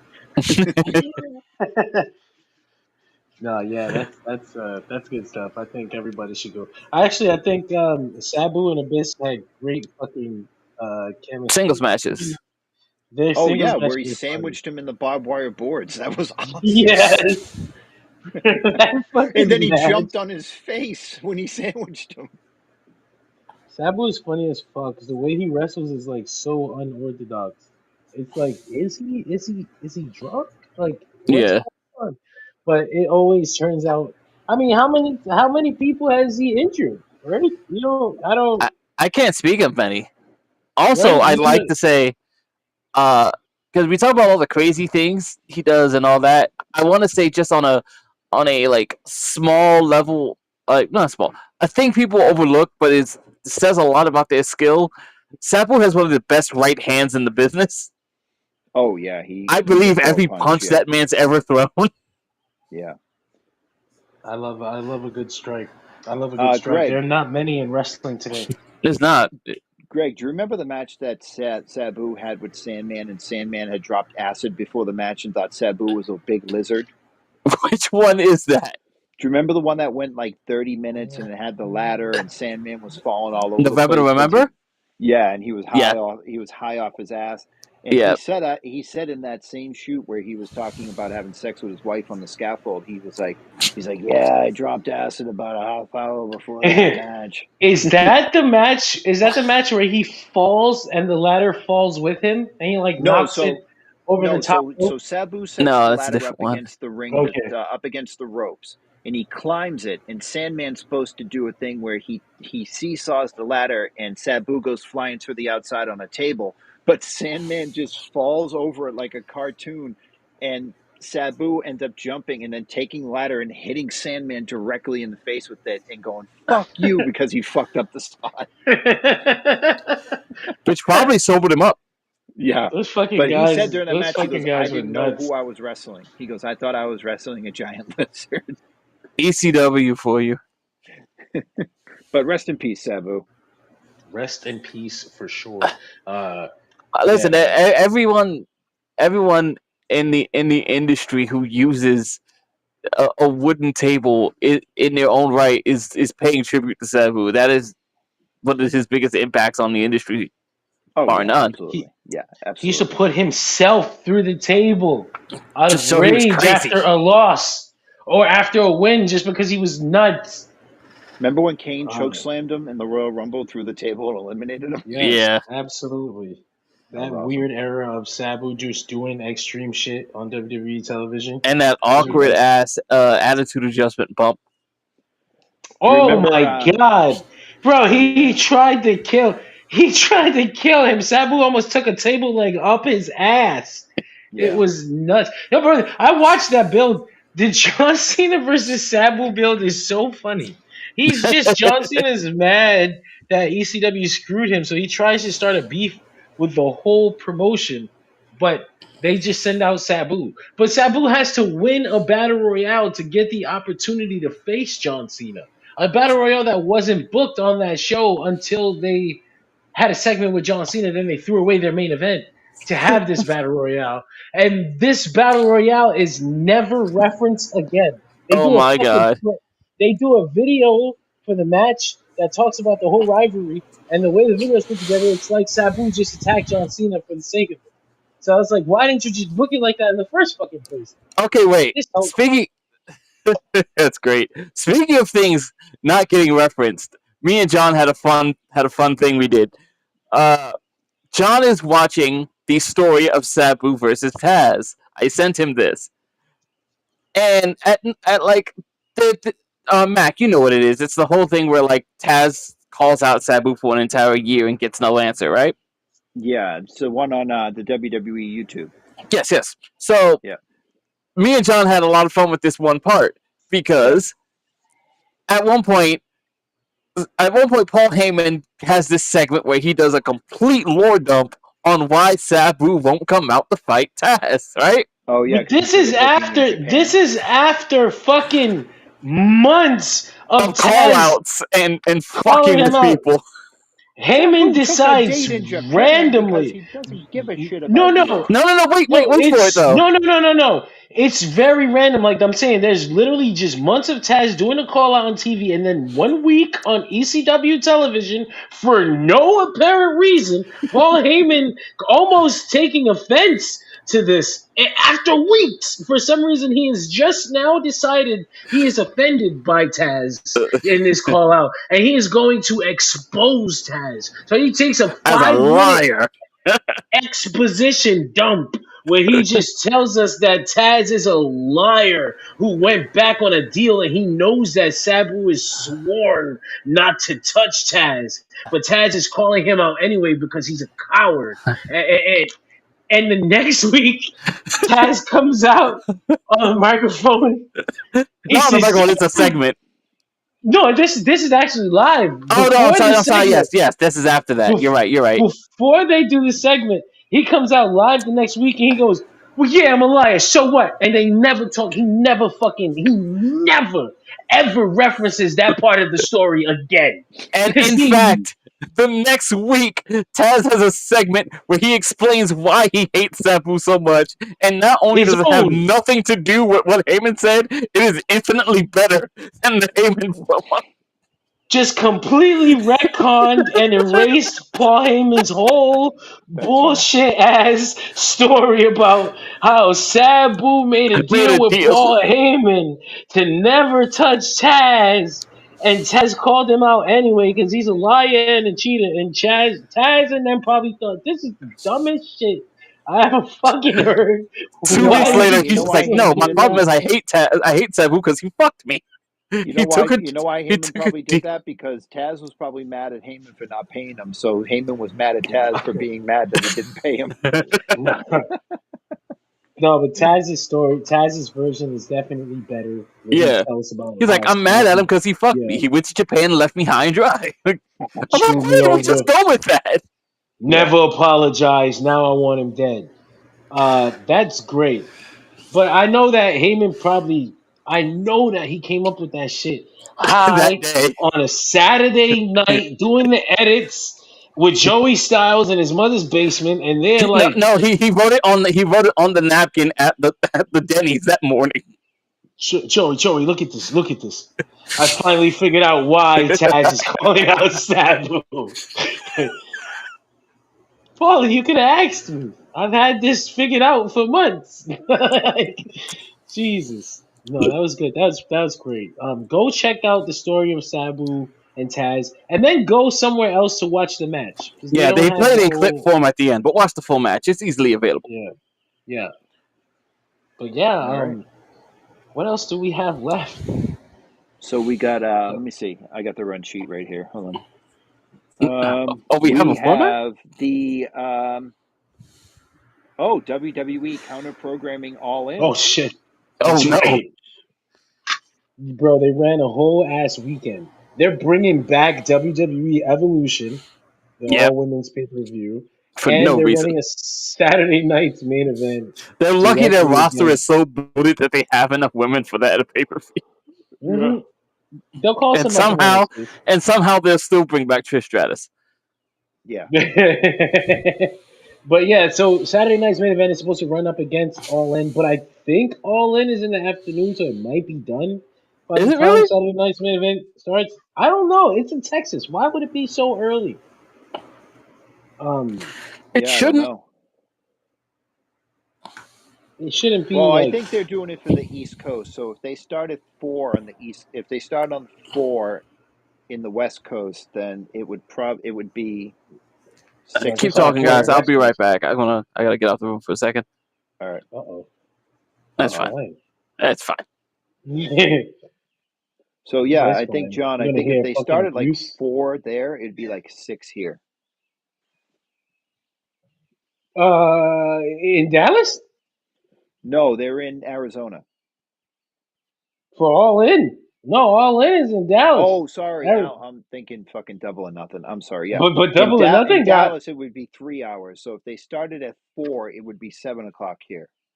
Double or Nothing got counter programmed too. Double or Nothing got NXT Battleground and Saturday Night's Main Event Yeah, running up against it, yeah, which but they're is not the competition, right? not the competition. This is I guess at this No. point they admit it and they know, and they're not Yeah, really like Vince, not the yeah, competition type shit. They fucking reference WWE every 3 minutes. I mean, they reference AEW every 3 minutes on WWE TV. So like yeah. they're aware, they're aware. Yeah. And so this is yet another example of WWE counter programming AEW, and I guess the joke when people thought it was going to be Evolution was there ain't no way. Like, what do you put on that pay per view that can counter program the biggest AEW show of the year in a stadium? It's gonna have a big presentation, the biggest matches: Kenny Omega versus Kazuchika Okada. Are you fucking kidding me? Probably Will Ospreay versus John Moxley, Moxley. and then you're probably going to have Swerve and Hangman versus the Bucks. Yeah, no, that's a big ass show. I'm not skipping that. Not for a No, fucking fuck that. what? For a Trish What? Stratus versus Julia match, no thanks. But then you know they're gonna overstuff that Saturday night's main event for sure. I They'll think have a that's where they big. might do Goldberg and Gunther. Oh fuck! You're right. You're right. I wonder if Goldberg will go for that though. He's not a big idea of himself. If it's not on pay per view, he might act like a bitch if his final match is not on pay per view. But you're right. Yeah, Running yeah, Goldberg's retirement on NBC primetime against yep, AEW All In yep. sounds exactly like a WWE move. You hit that shit on the head. Maybe that's where we get Punk and Cena. That's also true. That's a little much though. Like I bet if Because they do they that said today, PW Insider said today that there is that Punk and Cena is not the plan right now for Money in the for Money in Bank, the Bank, yeah. but they do plan to do it down the line. So I mean, I dude, if you're think gonna run a Saturday night's main event against fucking All In, which could conceivably be AEW's biggest show in their history, um, you got to stack the card, man. I would I would probably do that match and then end it funny so they can do a rematch at SummerSlam or something like that. Yeah, yeah. Uh, which Maybe when is that's where SummerSlam? you, Right? August. yeah, maybe that's where you do. Um, I mean, it looks like they're gonna do Rhea and Io real soon. Um, I don't know, man. Like they gotta pull a rabbit out of their hat if they really want to counteract Will Ospreay and John Moxley and Okada Omega. You know, No, for sure. But yeah, they, I was yeah, trying to stall until Greg came back, but I don't think he's gonna make that's all good. it. Well, we can finish this out. We only got 3 more things, and then we can get out of here. Oh The no, only there's couple of Greg. things. Oh, there he is. I was gonna say the only things we really had to talk about left was what the Travis hell is going Scott. on there. Bean, bean, bean, Travis bean, bean, Scott being bean, reported to team bean. with John Cena soon, probably at that very Saturday night's main event that we were talking about. So how are they John going to get Cena. Bad Bunny? How are they going to tie Bad Bunny to this? I don't see that happening. I think Bad No. Bunny's schedule is very, very tight. But Yeah. also, it's a residency in Puerto Rico, so we were looking at his schedule and kind of discussing like maybe he could because it's in Puerto Rico, he could just fly out and train. But that's a lot. Like training Yeah. and doing nightly shows is a bit much. I don't see it. I Yeah. just don't see it. Yeah. So, but if you had to take a shot in the dark, what do you think? So realistically, because the report from PW Insider and Fightful said that Travis Scott and John Cena would be either in a 6-man or a tag. So if they're going to hide Travis Scott, you would do it in a 6-man. But if he's training with Booker T and he's coming along very well, Well, they said on and off. They did not say he was coming along very No. I'm well. just saying if he is, but what do you do in a tag match with John Cena? Who do you put this Travis Scott up against? Like, like who? Probably another celebrity, whoever you could get. I feel like it's not hard to get a celebrity. The problem is making sure they're ready to wrestle. Making This sure feels they're like available and the making sure Rodman there's and Malone of it all. Yeah. making sure there's a story going into it. You can't just have like a Randy Orton come out and go, "Oh, well, here's fucking Jake Paul and you're fighting him." Like I mean just using that as an example, but like you need a story, you need a built-in story. It's John Cena, Travis Scott, and R-Truth. Oh man, poor R-Truth. He's going to get fucking squashed on Cena's tour. He's gonna get killed, but but is R-Truth and Travis Scott gonna have a battle rap? Oh please no. god. No, please. No. We were talking me and Tyler were talking last night about how Joe Hendry and Trick Williams had this awesome sit down where Joe Hendry was so serious and he was like, "This is the biggest match of your career." And he goes, "And after this," he goes, "you're done." He goes, "There's no path back to the NXT championship. You're not going to be able to go for the TNA championship anymore."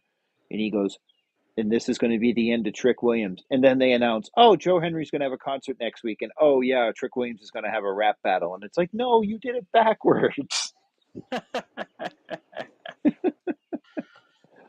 But where are we going to get John Cena and R-Truth? Are we going to get that maybe on the Saturday night's main event for All In? they're gonna have to stack that. So I imagine you'll get a bunch of those. But I don't think John Cena versus R-Truth is gonna last that long. I think this match is It better not be at probably gonna SummerSlam. happen. God damn it! Probably gonna happen right at this next pay per view. Yeah. What is the one? Could it It's be like night? 2 weeks Could it be away. night of champ? Could it be Night of Champions? Would it Nah. 2 nights? No, because Well, they got the maybe. fucking Money in the Bank coming up very soon. Oh yeah, that's right. So Yeah. I think it'll be at Money in the Bank, John Cena versus R-Truth. Hey, bring back Unless Capital they, Punishment. Let's go. unless I think Is John Cena advertised for Saturday night's main event in Tampa? I can I look. have Hold no on. Let me idea. see. I'll look right now. Hold on. Do they announce his dates often? Yeah. He is. Well, WrestleZone says that. Sorry. It says report John Cena's Saturday night main event opponent seemingly revealed to be R-Truth. That makes sense. They just talking shit though. They're just saying what they think. Sure. I'm trying to see if that Yeah. motherfucker's on a poster. No, he's not on a poster. No. Oh no, yeah, Wrestling. look. Okay, so Wrestling Inc. says. Okay. No, As per check. Corey Hayes of BodySlam.net, John Cena could be feuding with one of his most loyal and passionate fans, Oh yeah, R-Truth, see next Saturday.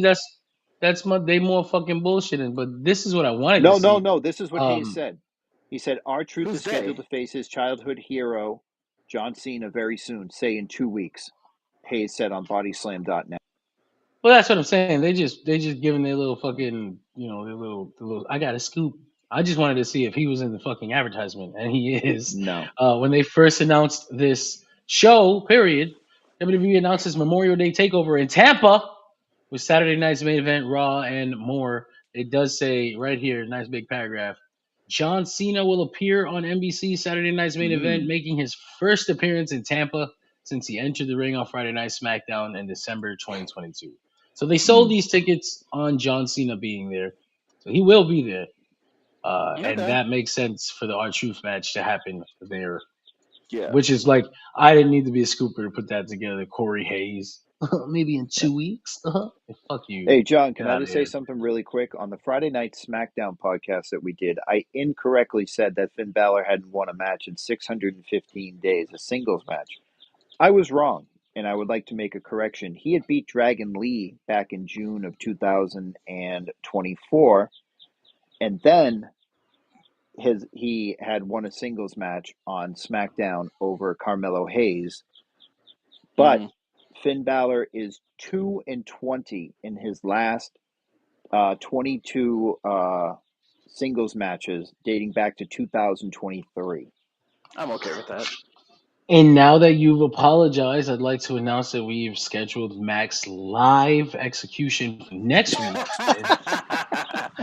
Are we going classic with the Off with his guillotine? head. No, I thought we could do something a little more fun and throw him off a bridge. Like The Rock. Okay. Well, it's going to be my Yeah. birthday in 2 weeks, so maybe you can do it then. Well, Fair nope. enough. Nope. He can, Nope. Just nope. He said, "You ain't making it." Yeah. That's incredible. We got the final thing. I feel like the sensible thing for Money in the Bank is to just do the damn CM Punk rematch. Yeah. They're not. Apparently, they are not doing it at Money in the Bank. Oh, is that Yeah, so? they're not great. Are they doing it at that's a SummerSlam? thing. Yeah, you know what? From the way they made it sound, I think so. But they just said okay with that. it's. I'm going. I fucking bet. They said it's planned for down the line. It's just not going to happen at Money in the Bank. Okay. Yeah. If it's at SummerSlam, I'll gladly accept that. No. So, John, let me ask you your opinion. What did you think of Jeff Cobb's 3-day retirement? Oh. Well, first of all, fuck him for helping sell out the Corrigan Hall right when I needed it not to. The one time you don't want Jeff Cobb to get main event. God damn, man. Second, are we really? Is it okay? Like, why are all the Islanders being put in the bloodline? Like, you have to. So there's no blood involved. He's Filipino blood, Hawaiian born. Yep. And not Samoan at all. Nope. But I guess neither are Tamatonga and the Tongans. Yeah. So I guess they opened up. They set the precedent for like any Islanders can enter now.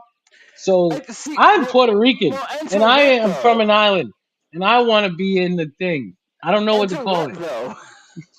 The solo circle. The solo circumference. So like that. That's the point. Well, that's the point then.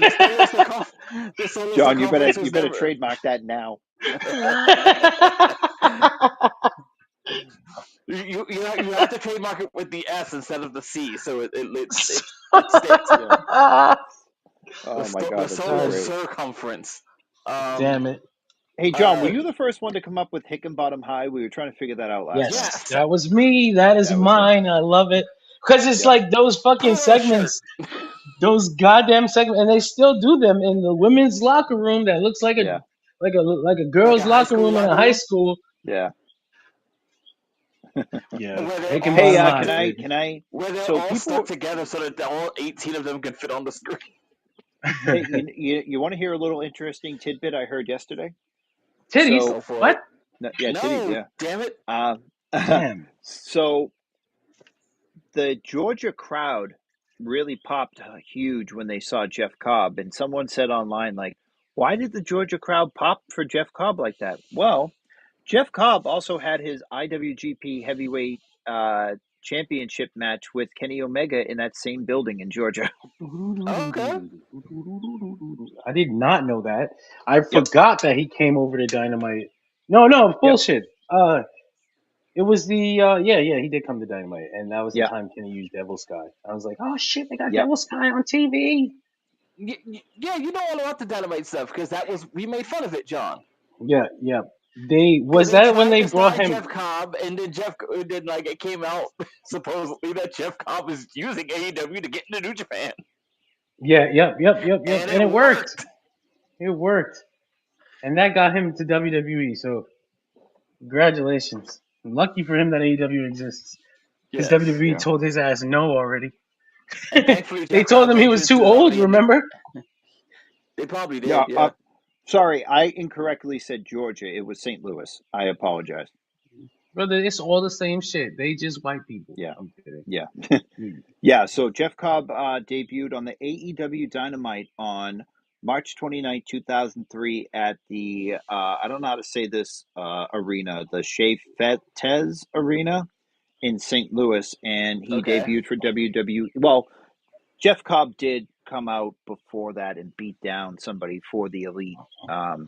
I think like a year or two before that. But his first match in AEW was Kenny for Omega. against Kenny Omega. Yeah, but yeah, same building. So they popped because they knew who he was. So I didn't hate his debut. I thought as far as enforcer debuts go, it was mhm. pretty good. He attacked LA Knight. He stood next to Jacob he stood next to Solo Sokoa. They set up Yep, a thing with Jacob Fatu.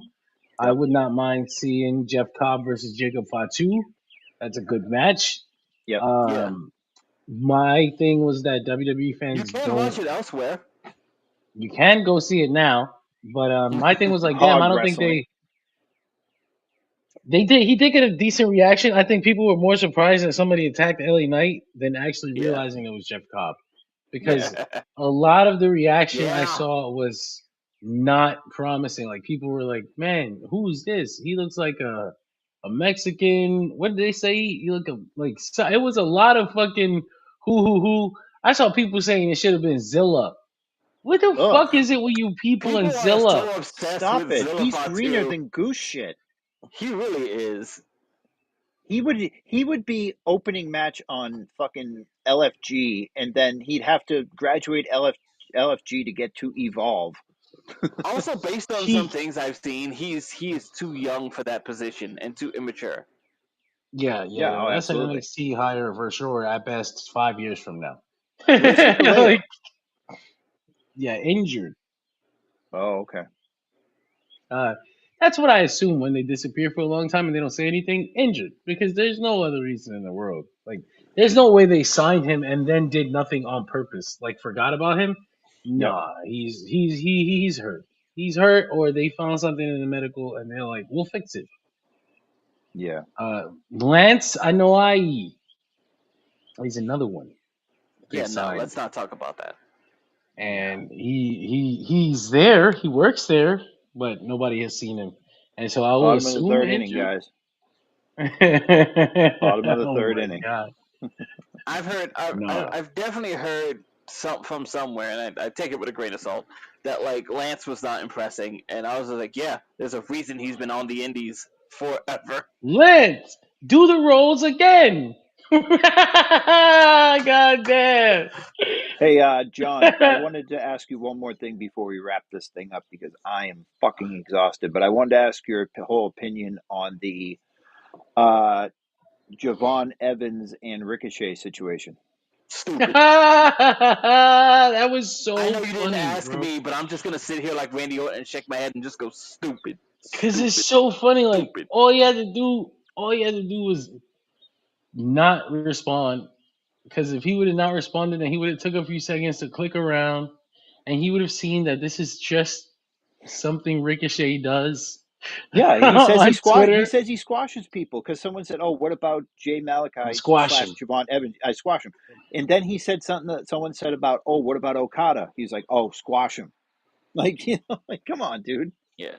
Javon Evans was like, "What? You work for a fucking crackhead? You wrestle in front of 2,000 people, whatever?" And Again, Ricochet was like, "Whoa! How this many is an people? How many people does the NXT building even hold? What are you Yeah, saying?" and this is then another he goes, "Oh, example of just young I people wrestled not in front being of ready for that seventeen position, thousand man. people at Stand and Deliver." Like, He motherfucker. here's my thing. Here's my thing. Javon Evans is on Twitter with this generation of kids, and they think Typing like Ric that Flair. that puts them. Huh. They think that puts them at the same level as whoever they're talking to on Twitter. Hmm. In reality, Ricochet is almost 20-year veteran, decorated around the world, decorated in Japan, Mexico. Any way you fucking think that Ricochet has touched, he has been gifted and fucking taken in and welcomed by the audience, by the people that work there. He is a person with connections internationally, especially for a young high flyer. Why would you ever want to disrespect for real a 20-year veteran in your sport like that publicly.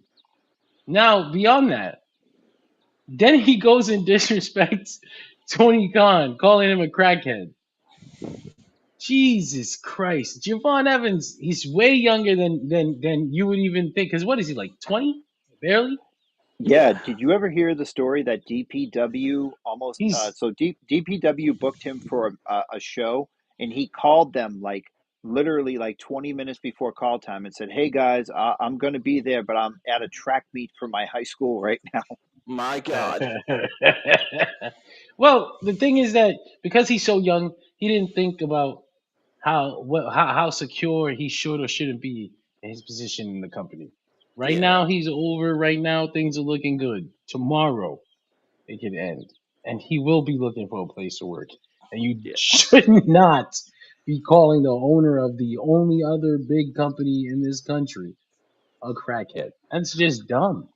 You Yeah. can really tell when people who have never hung around with crackheads, if they think that Tony Khan is nothing but like a socially awkward autist, like you're crazy, because that's what he's closest to. I've hung out with people on coke, and if people think that Tony Khan's a cokehead, they've not have any life experience with anybody who's ever been on any type of drug.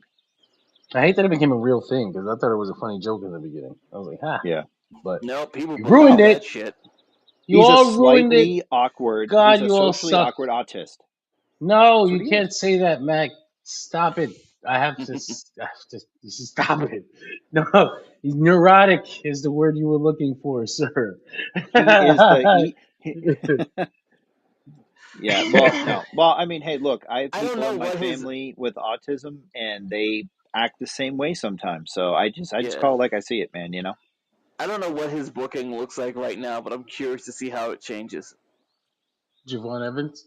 Yeah. I think he'll be all right. I think the WWE sees a lot of upside in him. I just don't think I think that they do, he but I realizes. wouldn't be surprised if there's a brief punishment. Well, did you see what I they don't did with him? Did you see what they did to him on the show last night?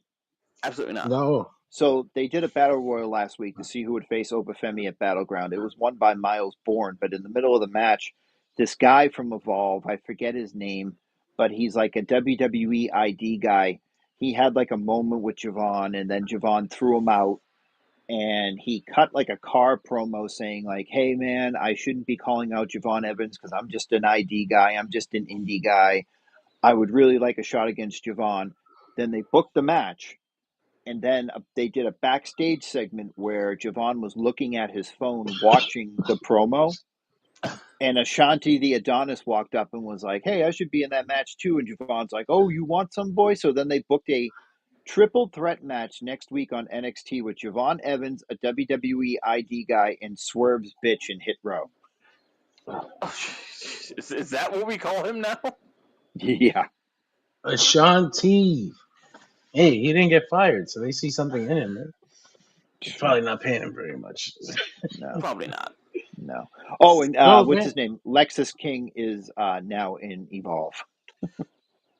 That probably he was too did. good for him. Yeah. He's funny. He took a shot at AEW and nobody cared. Yeah, This he called Lexus. AEW NXT's developmental, and people were like, "Dude, you're fucking Brian Pillman's nepo baby. Shut up." You didn't develop there though. Yeah. Wait, you were there for 3 years and didn't do a fucking bit of development. What are you Ironically, the talking about? most developed person out of that group is the cheerleader. Yeah. They couldn't get MJF couldn't get him over. No one's getting you over, buddy. Sorry. They And sent him to I think his partner's in a Evolve. frat thing now. Yeah, he's in the Jesus. frat house. Yeah, it's Griff Garrison and Preston Vance and two other guys. What the fuck is that? And why don't I know about it? So it's a Because you frat don't house. watch They the come out B with flags. shows. They're kind of like Chase University, but they actually like they're not goofy. They take it pretty seriously. Well, I'm Well, glad that's the Griff exact Garrison is opposite of still frat getting work. boys. What's that? I said, well, that's the exact opposite of frat boys. Well, no, they're frat boys. They come out with like flags and stuff and dressed in But I mean, like, like taking things seriously. Oh yeah, I don't know. Listen, I'm not watching the Ring opening of match Honor. at ROH, okay? I'm watching the main event and that's it. Dude, that's more than I'm watching at Ring of Honor. Yeah.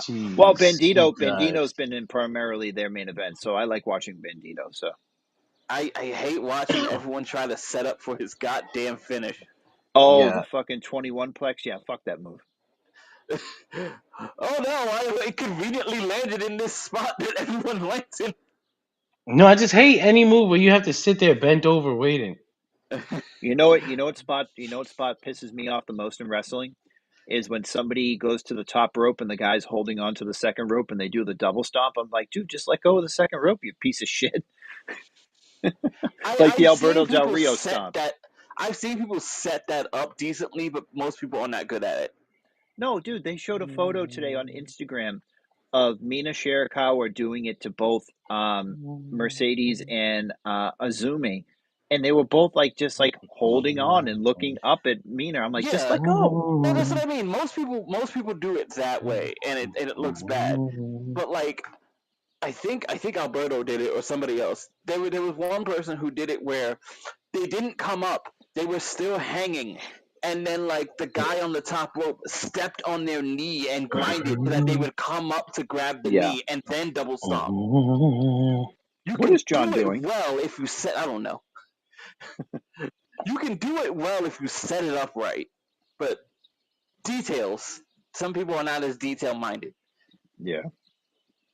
You know, I have a problem with a similar spot that rarely is done very well that you know about. Like it was the Rey Mysterio one, and consequently Sabu, the one where they're hanging from the rope and they do the leg drop, Yeah. and they Yep. just kind of sit there going, "Whoa." Yeah. I wonder if something's gonna happen here. Yeah. Well. Well, shit. That's the week. It's the last 7 days of pro wrestling with Greg and Mac and myself. I got caught up in something over here. I have to take care of We it now. noticed. Yeah, we heard you humming.